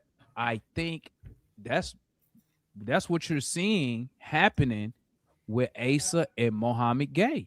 Mohamed Gay, the numbers say we're better with him on the court defensively, but his three ball is just not there. Asa comes on, his three ball is there, but is he a better rim protector than Mohamed Gay? No. But he's a good defender, though. That just goes. He's a good defender. No, he's not. Point is, Yes, he is. Yes, he is. That's not the point. That's not the point, Tank. The point isn't. He's a versatile defender. Defenders, Tank. The point is Mohamed Gay a better defender, a better rim protector than Asa, which is true. The numbers support that, but Asa is shooting 50% from three, and he should be playing. Exactly. But that can't be the only thing you look at. But he's giving both ends. He's giving me both ends of the court. He's giving me. Hold on, Asa is giving me offense and defense. He's giving me both. Numbers say Asa is one of the worst defenders on the team. You just agreed. What are you talking about? You just agreed with what Darian was saying. You just agreed with it. Agree with what? I respond to Darren because you responded to me. So Darren, you're correct. I don't. I disagree with you on what about valuing defense, right? Because just for me, I would do the same damn thing. Somebody shooting lights out, I'm putting their ass on the floor. Because in today's game, you got to put up points. Right. Right. I agree with you. If somebody shoot the lights out like that, you got to almost put him on the floor. But that doesn't mean that you devalue the defense side of that story, of that, right? Especially with this team that needs scoring, right? We were depending on Trey Young. Go ahead. Let me run through these. My bad, guys. I forgot to do these super chats. My bad. Let me run through these real quick. Oh, I read this one already. Trey and Zach getting Trey. I read that one. I said when you're done talking about developmental players, pull up your star percentages, please. Do JJ. That's what Dam said. Oh, this was Tank. Oh, we already know what Tank's. I just want to know Hold on. Let me run through these real quick. Let me run through these real quick. Trade for AD with Dyson and a Hawks #1 defense, and that's not a bad. I wouldn't entertain that. And this is the last one. Cooper a dog, Zach not gay. Well, we know Carlos don't like Zach. All right, go ahead. My bad. I want to run through these real quick. Tank, I just want to know. Let Tank go. Tank been waiting.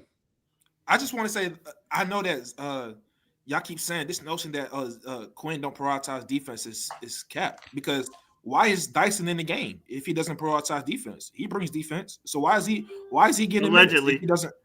But he's the best defender on the team, and we need defense. So y'all saying he doesn't prioritize defense. So why is Dyson in the game then? I think better on ball than Dyson Daniels. I agree. I think Dyson's a better overall defender. Because that's the better. He's a better overall defender. But it's a good defender though. It's a great defender. I saw Nah do something that I saw Dyson do that last year too, though. I seen that was last year, Tank. But he done it. He's done it though. Don't act like he hasn't. When that point, and Nard done it twice. Nard did it also versus people that won us the game. But Nard just did it more recently. I think if Dyson wasn't making $25 million coming up, I don't think he'd be on the floor. That's Yo, and what other ways does Quinn value defense in your opinion? Besides Dyson, what other ways? Good question. Him. Y'all saying Mogay should be getting more minutes. He played Mogay. That's not what Mo minutes going down, bro. Mo's out the rotation. So but he was though. He was getting more minutes though. But he's not now. So he's out. He's not now because of the offense. His offense is slick. Right. So like I said, in what other ways does Quinn value defense? But he shows you ways. We don't have a center. That's one. That's one. We don't have a center. That's hurting the Hawks. Tank. You ain't answer this question, Tank. Give him an example. What ways does Quinn value defense? All right, starting Naw and Dyson. That's one. Have him in the backcourt. No, he only did that due to injury, dog. What what you mean? He didn't have to. He didn't have to. He could have started. Hold on. I want to say he this. He could have started V or I want to say this. Or Keaton Wallace. He could have started those guys. Or Luke Kennard. He could have started Luke Kennard. Starting Naw and Dyson should automatically give you great perimeter defense. Somehow Quinn found a way to fuck that up by having them. How he fuck it up? He went 14-9. What 14-9 without Trey? How you fuck it up? When Trey come back, they 0-6. So how's that Quinn fault? How's that fault? The defense. The defense has been terrible. The defense has been terrible since Trey came back. Hey, get on him, Darian. Listen. I ain't heard Darian talk this much. I said, go ahead, Darian. The defense was horrible with Naw and Dyson in the same line. It's been way worse when Trey has came back.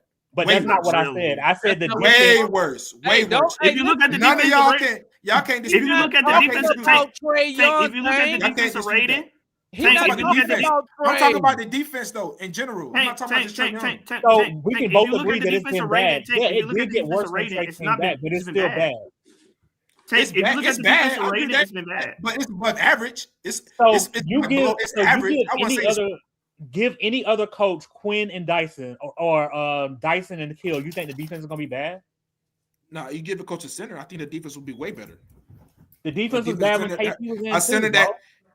I ain't gonna lie. If we still had Capella on this team, bro, I think it would be way better on defense. You had Capella last year. I'm talking about with Naw and Dyson. Without Trey. Hey, Damon, have we ever had a good defense with Quinn as a coach? No, you gave up under Quinn. You give up 120 points a game. Hold on, we never had a good defense with Trey on the court. What's that's not true. That's not true. That is true. That's not true. Our defense is not that good, bro. No. Tank. I know y'all want to bring up Nate McMillan and all that. No, Tank. Last year when we went to Vegas, we were the 12th ranked defense in the NBA last year. We weren't good on offense. We were like 17th on offense, but we were 12th on defense when we were in Vegas and we played the Bucks. At that day and time, we were the 12th best defense in the NBA. That's one. It wasn't sustainable. It wasn't sustainable. Okay. That's different from what you said. 2, I want to walk me through the Zach development curve. Because what I see is when Quinn got here, Jalen didn't play, right? The first couple games, Jalen didn't play. Damon talked about it when Quinn talked about Jalen's lack of defense, his lack of, intensity on defense, blah, blah, blah.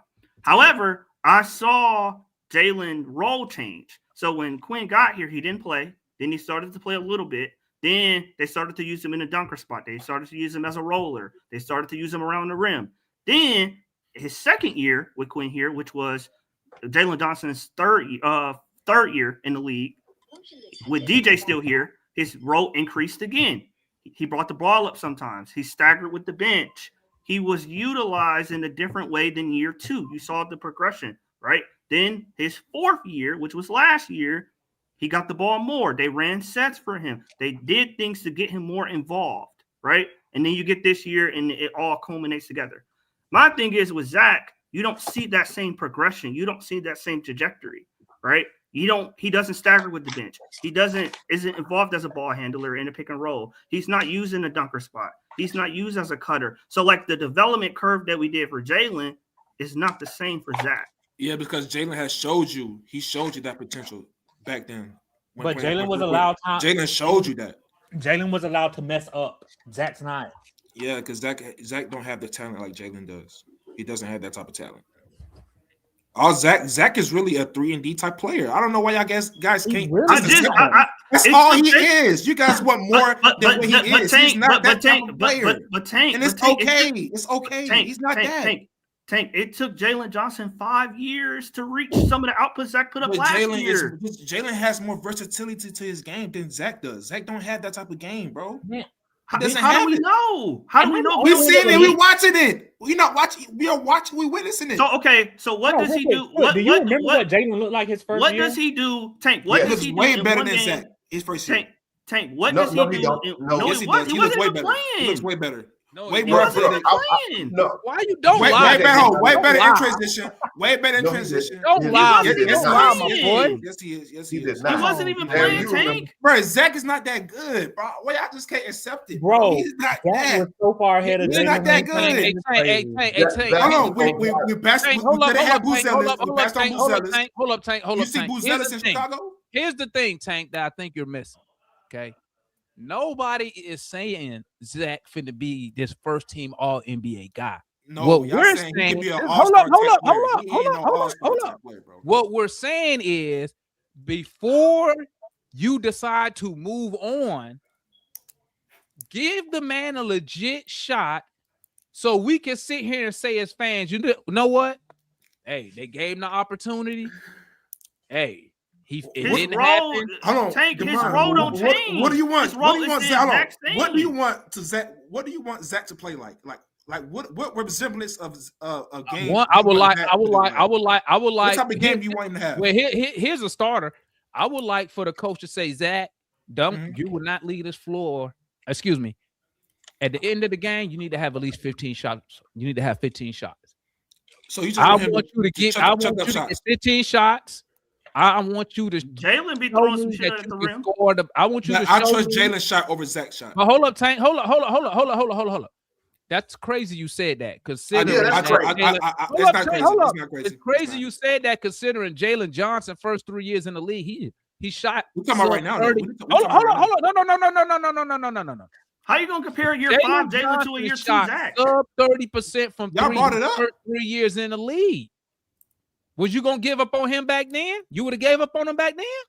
Nah, because Jalen showed me other things. No, he didn't show you nothing because he wasn't showed me having. other things, Hold bro. up. He showed me other things. Don't Zach- even Zach trip. don't Don't ever even showed trip, you Tank. other I'm things. finna pull up his stats right now.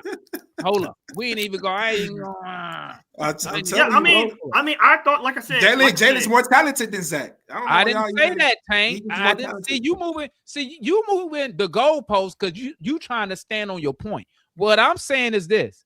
What we're saying is before you move on from Zach, right? Let's see what he has. He hasn't had the opportunity. And every time we say that, this is what you say. Jalen Johnson. But Jalen Johnson. you have answered my question. What do you want to see from Zach? What do you want to see? You haven't answered that question. Tank, this is what I want to see. Tank. That's what we're trying to figure out. Go ahead. I got a list. Tank. You got to put them out there. My bad. I'm sorry. You got to put them out there, and you got to give them situations. You got to give them opportunities to show you as the coach what is this bag like. But guess what? It's hard to do that in 20 minutes when one, you got Trey Young, Jalen Johnson, Dyson Daniels, Nickeil Alexander-Walker. Those four dominate the ball for us. That's all our Demond, thank right you for there. making my earlier point. I made that. That's the point I was trying to make earlier. That's our usage right there. So it's hard to sit here and say what bag he has when me as a coach had restricted what he can do. I'm not sitting here saying he finna be this all-world beater. What I'm saying is before you move on, you as a general manager, need to sit back and say, hey, you know what, owner, I want to move this guy. We gave him opportunity. I'm going to give you a prime example real quick, Tank. I'm going to go back to Matt's guy. I'm going to go back to Kobe Buffkin. Kobe Buffkin had opportunity. Where? I'm going to tell you. He had opportunity in Summer League because we based Summer League, this past Summer League, we based everything around Kobe Buffkin. He was the point guard. He was the shooting guard. He was getting 20-some shots. He just couldn't get it done. But he had the opportunity. The year before that, he had not the year before that, but his first year of Summer League, when we first tried to convert him to a point guard, we catered Summer League around him. He had the opportunity. Zach hasn't had that yet to where you can sit here and say, I'm going to pull up all these numbers and show you why we need to move on from this guy. I can do that with a Kobe Buffkin because I could say we played him at College Park, numerous games. We dedicated 2 summer leagues to Kobe Buffkin. Well, he did just drop. And when he came up to the NBA, when in the time he had, he didn't show us nothing. The numbers say he a 34% shooter at the NBA level. You got numbers to support And you got numerous opportunities. Once again, all I'm saying is this. Before you move on from Risacher, who is exactly the player that the Hawks need, you need a 3-and-D guy with length. Why would you want to get rid of him? Is insane. Because guess what happened when you get rid of Zach? You're gonna have to replace him.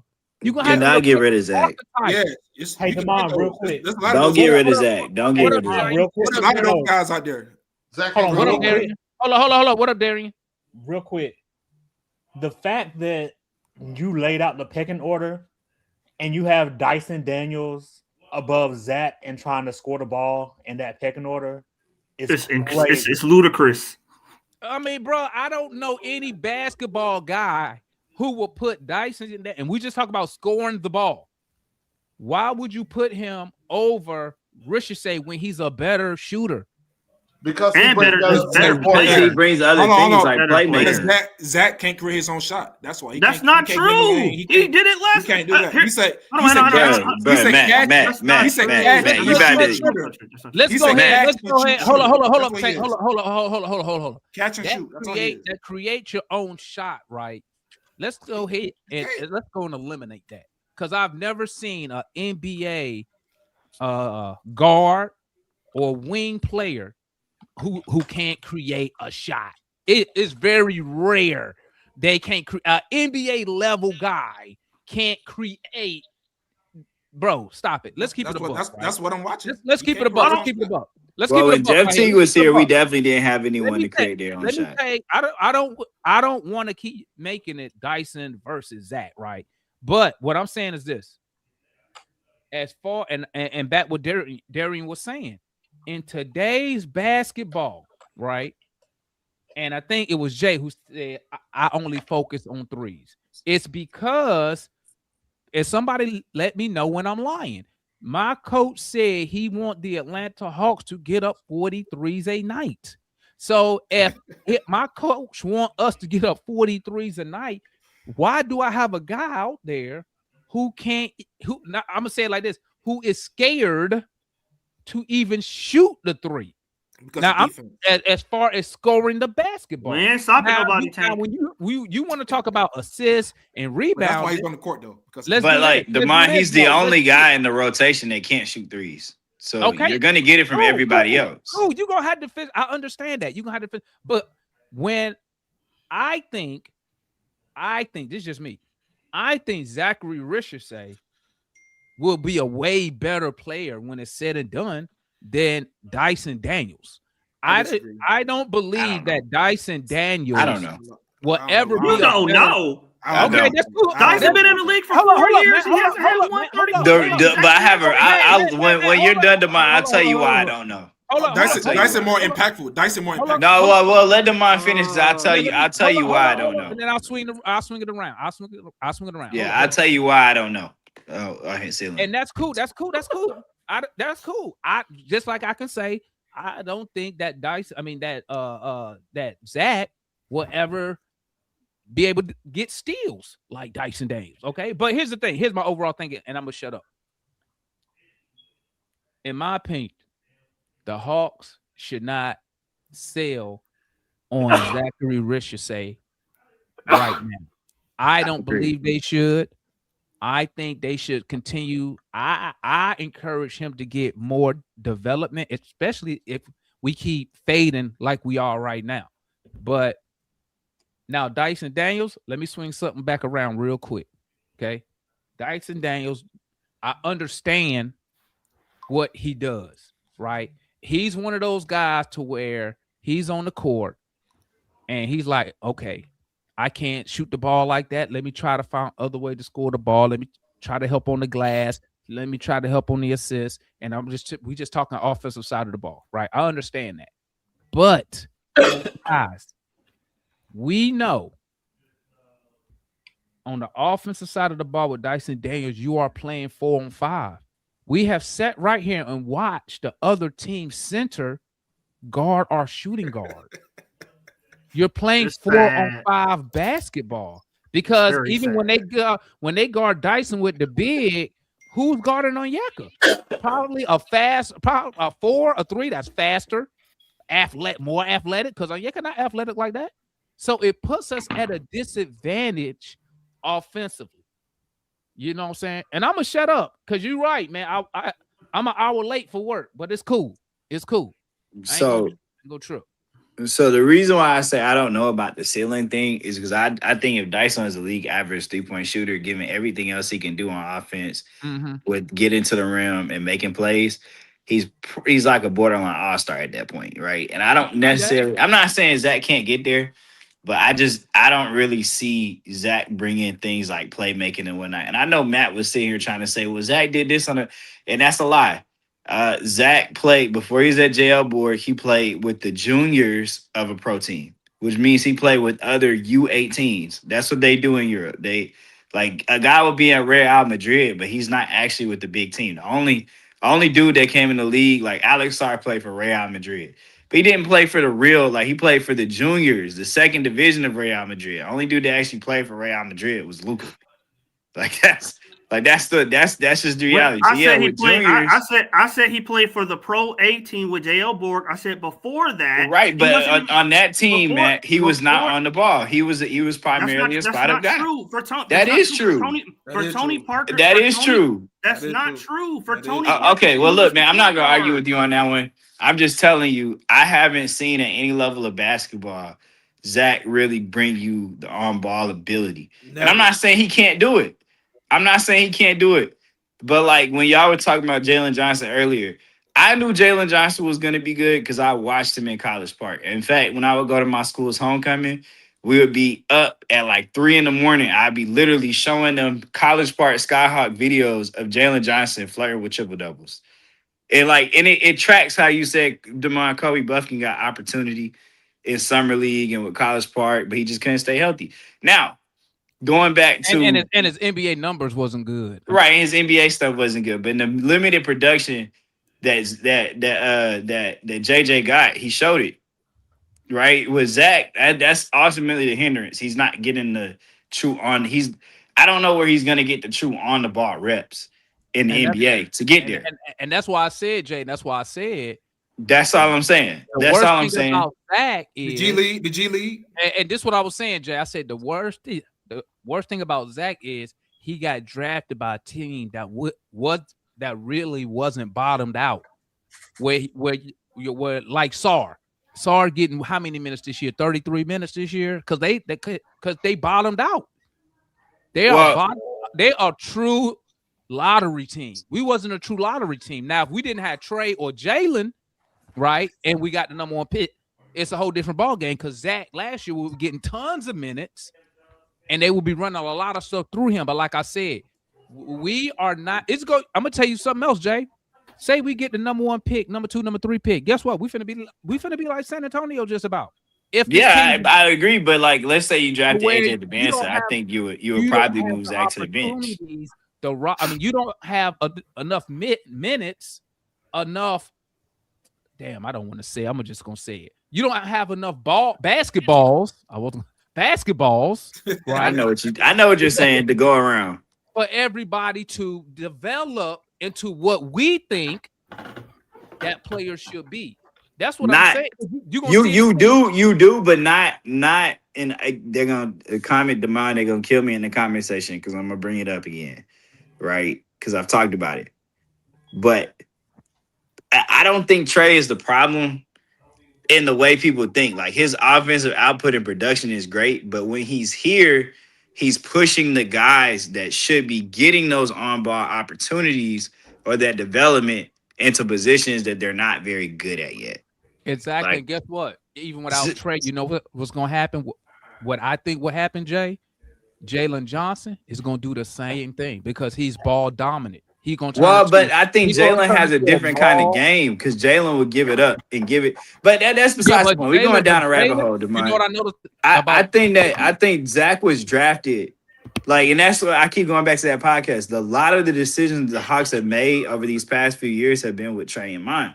And Zach, in theory, the entire theory of Zaccharie Risacher was made with Trey Young in mind.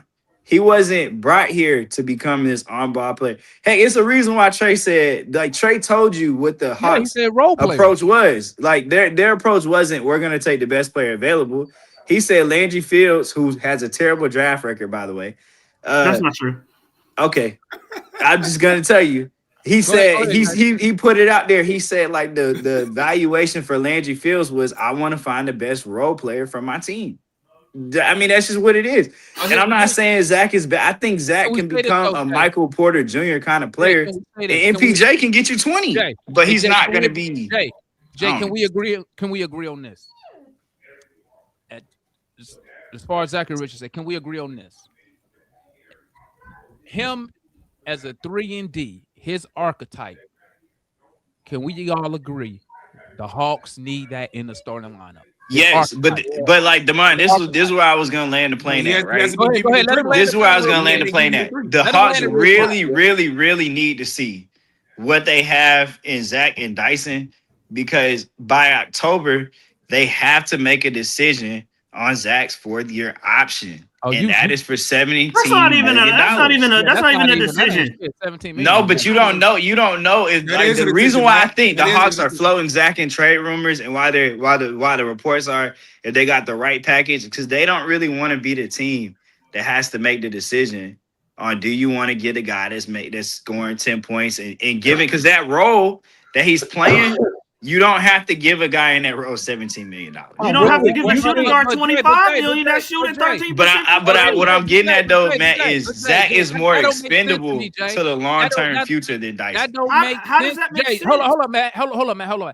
That don't make sense to me because I'm just telling you. Why am I nitpicking over $17 million? That's just 1 year.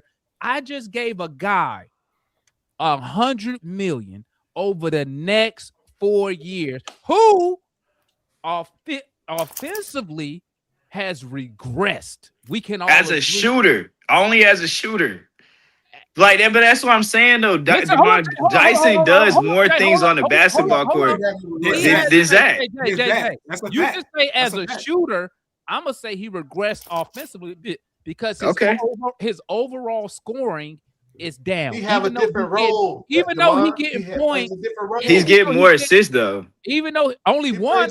But see, Demar, you gotta also remember though, the first month of the season, what about his points, like the first month of the season, he was under 10 points a game. Your extra assist and an extra rebound, and he giving you 3 less points. And what about Zach though? Zach ain't been doing none of that. But Demar, Zach ain't been doing none of that. Hold on. Stop it, man. Hold on. Bro, that's what I be saying. Hold on. Keeping it a buck. All I'm saying to you is like I see the difference in value in the Hawks' eyes. And giving Zach $17 million for 1 year. That's all I'm getting at. That's all I'm saying is there's a difference in value to what Dyson brings. What I'm saying is this. This is what I'm gonna say. This is what I'm gonna say. Then I'll go to you, Matt. Let me say this, and I'm gonna go to you, Matt. Me, I'd rather get. I think a 3-and-D guy is more valuable to my team than what Dyson Daniels give me. Okay, as a non-shooting point guard. I didn't say non-scoring. I said a non-shooting shooting guard as of now. With Trey, he's a shooting guard. So as a shooting guard, he is not giving me $25 million. And I know he don't make $25 million to next year, but y'all know what I'm getting at. He's not giving me the production on the offensive side that I need from a shooting guard that I just gave $100 million for me to then swing the block and say it. I don't want to give this 3-and-D guy that I need on the team. I need the 3-and-D archetype. $17 million. That don't make sense to me. That don't add up to me. I don't want to hear about the money. Would you say Vit Krejci is a 3-and-D guy? No. There's no D. Okay, but do you think that you can? Do you think that that's an archetype? Like, the reason why I'm asking you this, right, is because Vit Krejci or like a Sam Merrill, like Cleveland got like 1 million of them. Dean Wade, those are 3-and-D wings, right? But they don't make $17 million. But Vic is a point guard, right? Well, Vic is a guard. I agree with that, but I'm just saying to you. I see why through that lens, why Zach's name is out there. I'm not saying I agree. I'm just telling you, I see why with his upcoming 4th-year option. They really need to see what they have in him because if they the only 2 players that they have long-term money committed to today is Jalen Johnson and Dyson Daniels. And their contracts run. Okongwu's contract ends in 2 seasons. He got 2 more years. Right, but I'm saying, well, I think next year is actually Okongwu's last year. No, got 3. No, got 3. Right, but when I say long-term money, I mean like Jalen Johnson and Dyson Daniels contracts expire on the same year, and those are the longest contracts you have. They gave Dyson 4 years. Jalen has a 5-year contract. Everybody else's contract is going to be up before those 2 deals. And those, like, that's it. I mean, so in combined, they make $55 million. Right. So guess flat. What? So guess what? Right. All I'm getting at is I can understand the Hawks' rationale of like, do we want to take the 4th-year option? They got to figure that out. I'm just telling you, they got to figure it out. Well, here's the thing. Okay, they need to do Zach the same way they did Okongwu last year. Okay, they benched Double O. That was January or end of December. They benched Clint. They gave Double O the whole second half to be the starter, so we can see what we have with Double O. Okay, they need to do the exact same thing to Zaccharie, Risacher. But here's the thing: it's different from last year because last year the injuries, right, allowed us to just do whatever we had to do because we didn't get nobody new. They was playing Barlow, they was playing all type of stuff, right? The problem is, once again, you can't develop because doing that is developing. You can't develop and try to win games.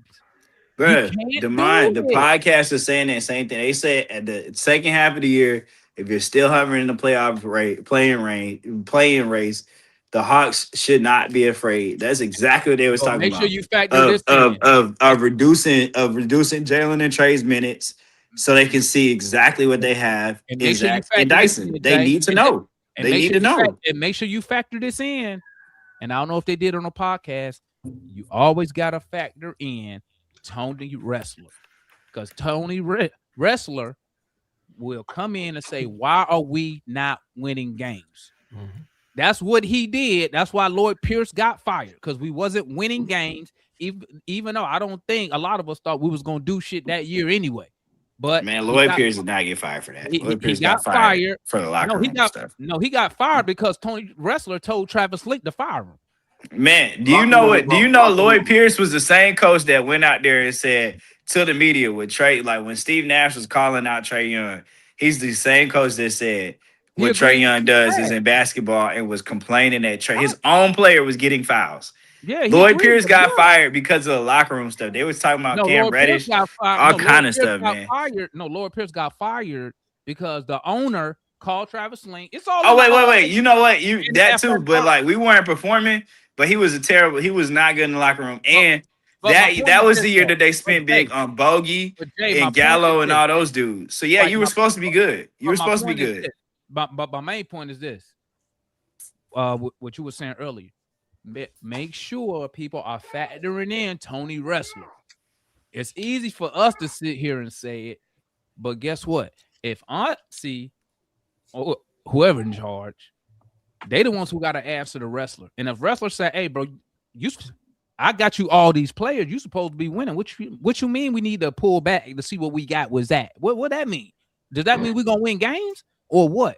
So he got to answer for wrestler, because wrestler going to want to know, why are we not doing this? And I just spent this money, even though we ain't even in no tax or nothing. But I just spent this money on these new guys, and the results not looking like what we doing. What y'all told me was going to look like. And now y'all telling me we need to pull back so I can see what I got with Zaccharie Risacher? So yes, because that'll help you make a less expensive mistake. Yeah, just make sure y'all factor in the Tony Wrestler effect. Yeah. So one, Brett Siegel, other reporters have poured cold water on that Zach thing. They said Dallas was the team that asked for him. So like that's not a thing. But anyway, though my thing is with Dyson, right? Like Dyson, and I agree with Jay, but for different reasons. I think you are going to have to make a decision between Dyson and Zach, because I feel like a lot of the things that Dyson adds, Jalen does. No, you won't. I think so. I don't agree. I think No, Matt, what you're not getting is Dyson and Jalen work together. I get that. They don't even play the same position. What does Dyson have to do with Zaccharie? He's talking about in the pick and roll, specifically with Trey. No, I'm not talking about but that. Shit, Trey might not be here, so yeah, I don't think Trey Young. I really think that Trey Young is going to be traded. Trey might not be here, so we might not. I really think they're going to move him at the deadline. You shouldn't even talk about no pick and roll.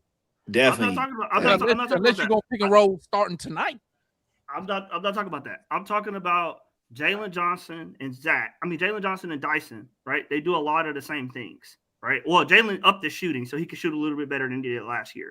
But for the most part, him and Dyson, they kind of offensively, they kind of do the same thing, right? As far as where they score from, as far as the triple-double thing, where Jalen, obviously, the numbers are more impressive, right? The 13 rebounds, 14 assists, 30 points. Dyson is more like 10, 10, and 9 or 11, 10, and whatever, right? So, like, for me, you got to make the calculation. Do I need 2 guys that can give me triple-doubles or close to triple-doubles with Dyson, or do I just need 1 guy in Jalen that can give me a triple-double and I get a better shooter and spacer at the shooting guard position to give Jalen the room to operate in the dunker spot, give Jalen the room to operate going downhill, right? Because I don't know, you said earlier, how much of Dyson's shot profile comes within the restricted area? 60-something%? Yeah, 63. 63% for a perimeter player comes at the rim or around the rim in the dunker spot, right? The space that I was supposed to get with Clint Capella being gone is actually not there because Dyson's at the rim, right? Wow. So, like, and there's been multiple games this season when Jalen's trying to get to the rim, particularly late in games, the last 5 minutes of games, where he's trying to get to the rim and he can't get down there because the lane is clogged because Dyson's in the dunker spot.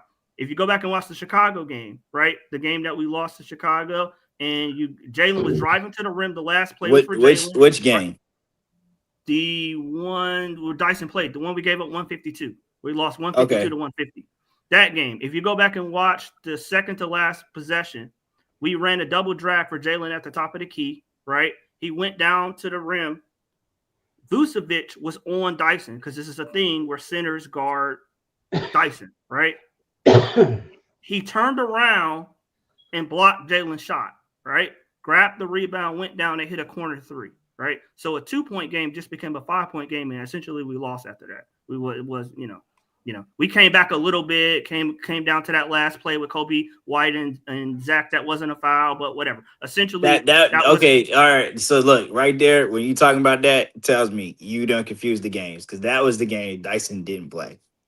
Oh, okay. So the 152. The game when we played the Bulls, it was 150. The 152, and before it got crazy, Jalen had a turnover, but he was throwing it to Onyeka Okongwu. No. I'm not talking about that. I'm talking about when he go back and watch it was like 52 seconds left. When we came out of that timeout, they ran a double drag for Jalen, and he got to the rim, and Vucevic blocked him at the rim. Go back. It was like 52. I have it in my notes, but it was like 52, 54 seconds left in the game when Vucevic got blocked. When Vucevic blocked Jalen Johnson. And if you go back and watch, Dyson was in the dunker spot. He never left the dunker spot, ever. The whole play. So, but to me, if you go out and you say, okay, well, Trey Young needs a traditional big, right? He needs a traditional big that rim protects and is around the rim where he can run pick and rolls with. Well, okay, in that position, I still don't get Dyson's point offensively because he's going to be in a dunker spot. So where would the traditional center be if I get rid of Onyeka and go get a traditional center? There ain't that center going to be in a dunker spot too? So him and Dyson is going to be occupy the same space, which clogs up the rim and doesn't allow Jalen to get to the rim. I'm talking about late in games where we need to score. It's a clutch game, 3-possession game, the games that we're bad in with or without Trey. Those games. Okay? Hey, let Marion chop it up real quick, man, because I gotta get right. I'm supposed to be working, bro. But the overarching point is I'm off today, tomorrow. Great day. I am too. Hey, luckily, I work from home, man. I just got to go do a couple. The overall. Hurry up, land the plane, man, so Murray can chop it so I can get. All right. To me, if I'm evaluating a roster, I got to get rid of Trey. I mean, I think that's, I got to get rid of him at some point. But then I got to look and see, do the rest of the players complement each other? Does Dyson complement Jalen long term? And to me, they occupied the same space offensively. Jalen could space a little bit, but at $25 million with Dyson, I'd rather get a rim protector that can protect the rim, and we can funnel guys to that rim protector and give up the little bit of perimeter defense that I'm getting from Dyson at the top of the key. Because offensively, I'm playing 5-on-4 or 4-on-5, and I'm losing space. I'm losing the opportunity to get Zach in the dunker spot, Jalen in the dunker spot. I can't move them around because a large chunk of the court is occupied by a non-shooting shooting guard. Go ahead, Marion. Appreciate it. Thank you. I think that one of the things that we see is that you guys are looking at this team basically with a camera Polaroid and just taking a picture of them right now. Just like Jalen changed from being a below 30% shooter to being better, I think that both of those players can change how their game looks right now. 100%. Both Dyson and Zach can change how their game looks right now. But I think that one of the problems is that we're looking at this team with the prism of having the coach being Coach Quinn. So everything that we're talking about is based on a Coach Quinn design, is based on what Coach Quinn wants.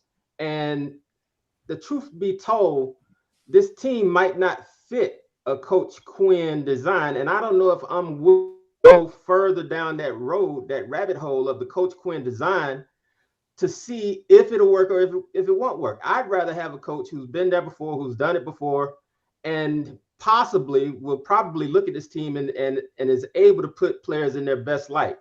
One of the things I say about Coach Quinn is that he never puts players in their best light. He puts them in what seems like their worst light, which means that you have players playing in positions that don't benefit them. You have players doing things that don't benefit them. You have us trying to pick up more players to stand on the perimeter. I mean, that's why you have Zach being a corner boy, and shooting 3-pointers. I don't think that's his best role. I think his best role is mid-range shooter, slasher.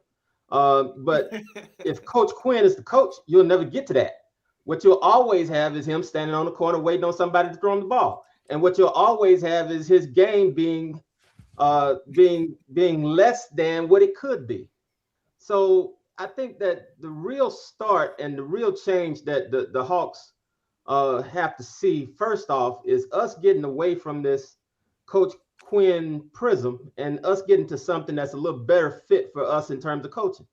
I know that that's not a popular take with some of you all, but I believe it's the truth. I believe the truth is that as long as we're trying to fit what Coach Quinn is trying to do, and understand, even when Coach Quinn was in Utah, he didn't win anything in the postseason. So as long as we are still trying to fit this team into a Coach Quinn mold, we'll always look like it's something wrong. Because just like in Utah, he's always going to be looking for, quote unquote, the players that he needs. That's because the thing that he's trying to do, the way he's trying to do it, it's not going to work. And that's for Marion, man. Salute to everybody who tagged in, but we're going to end it real quick like this, y'all. I'm going to ask y'all one question, 30-second response, okay? We're going to start with Tank. Same question for everybody. We're going to go Tank, Darian, Matt, Jay, Marion, okay? What is the Hawks' identity? Got 30 seconds, Tank. Win. That's an answer. Win. Yo, you was right the first time. I agree with your first response. Win. That's the identity. It's win. Okay, Darian, what's the Hawks' identity? It's what Quinn wants it to be. They're a 3-point shooting team that can't really shoot 3-pointers. Okay, hold on. Let me see what the chat. What's the Hawks' identity? We got finishers say we soft. Skrilla say we don't have one. Matt, Hawks' identity. What do you think it is? Or what is it? What is supposed to be? It's supposed to be. Jay say, "Fuck if I know." It's supposed to be a motion. It's supposed to be a motion-based offense that plays through the pass, that plays with thought, and you're able to react to, in theory, any defense that's presented because the players know how to, move well without the ball. They can kind of read the defense and react on the fly. What you get in practice is Matt. What is the Hawks' identity? In your opinion, 30 seconds. Come on, Matt. I don't think we have one. Thank you, Matt. I don't understand why that was so hard to answer. Man, DeMar, he does that all the time. Mercy, man. No, I thought you said what it's supposed to be. Bro, he said that he didn't want. He said he didn't want two guys that average that can get you a triple double at the same time. Man, not if I'm sacrificing spacing, Jay. But you have three other shooters around him. That makes even less sense. Everyone around him can shoot. Hey, Jay. Hey, Jay, I'm gonna tell you. Tell you the truth. We don't have an identity. Hold on. Shout out Cujo super chat. Play hard, get better. Go ahead, Jay. Man. That was last year. Play hard, get better. Shit, we don't got no identity. We ain't had no identity since Millsap was here. That's a good point. Straight up, we ain't had one. I felt like we was more like we was a hard worker. Well, you know what? Our only real consistent is we gonna play fast and turn the ball over. All righty, Marion. Hawks identity, what is it? As the elder on the panel, the Hawks identity is constantly rebuilding. We've done it over and over again. We can sound like the architect on the Matrix. We've done this over and over, and we're getting good at it. It's rebuilding constantly. Foot. Did you hear the question? You want to answer the question? Hawks identity, what is it? Hawks identity. Oh, that's your answer, yeah? All right, so what I would say, starting a year, starting a year ago, the Hawks are. My bad, Foot. We don't really have an identity just yet, but what I think we're building towards is we started a year ago building towards players with size, length, and defense. That's what the NBA is going right now. That's what I see. And shooting. Don't forget shooting. All right. Shooting's always going to be part of it. What I've got, so 1, 2, 3, 4, 5, 6. So the 6 people on the panel, we all agree the Hawks, we don't have an identity. Because we all got 1, 2, 3, what is it? That's not true. We got 7 answers. Hey, Demar, how would you give me a final score prediction for tonight? And didn't one person, the funniest part about it, nobody said the same thing. Oh, no, I agree with Tank though. I agree with that, Tank. Yeah. No, I said win. That's what we'll go real quick. We'll entertain it. Final score prediction tonight. I got who we play tonight? OKC.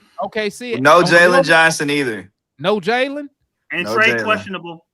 Oh, we lose about that. We lose about 30. I got the Hawks winning by 5. That's a troll. You know what? Bro. He's trolling. He's trolling, bro. I'll tell you why I say that. Y'all never noticed. You know what? Y'all never noticed we play better when we missing key plays. Stop it, bro. We're not beating OKC. Listen, it never fails. We're going around the circle, right? Yeah, go ahead. Hey, real quick, because I got to go, man. 10 seconds. Foot. I think we're going to compete tonight. That's what I think. I might be with you on that. I think we're going to compete tonight. Okay, Tank said we're losing by 30. Darian, what you got? At least 30, bro. I got 120 to 110. We're losing. Okay, Matt. 135 to 106. That's the Vegas line. Jay, that's the Vegas line right there. A lot to a little. They gonna cover or no? They gonna beat us by more than 17? Right, it's gonna be a blowout. For sure. For sure. Hey, listen. Now I know if Marion go the other way, I know we in trouble now. Kool-Aid, KP not playing. I got us going 127 to 93. What you got, Marion? 127 to 93. For y'all that bought. Okay, see? It's a blowout. I don't know why I think it's gonna be close. It's about to be a blowout. But we done seen this movie. We saw this exact movie, man. We saw the movie before in Atlanta. Thanks for tapping in. Let me go before I get fired. If I had to do this full time. All right. Thanks for everybody's tapping, man. We appreciate the support. We'll be here tonight for the watch along. Come tap in, post game live show. Y'all know what time it is. We about everybody. Hey, smash that like button. Hit that like button, share the video. Salute everybody who came on the panel. We appreciate the support. We catch you. I keep that shit on me. That shit on, yeah. I keep that shit on. The telephone racks put a drip on me. Keep that shit on. Blowing on the Zion, sipping lean. I keep that shit on. Bad bitches recognize me. I keep this shit on, I keep that shit on. I keep that shit on me,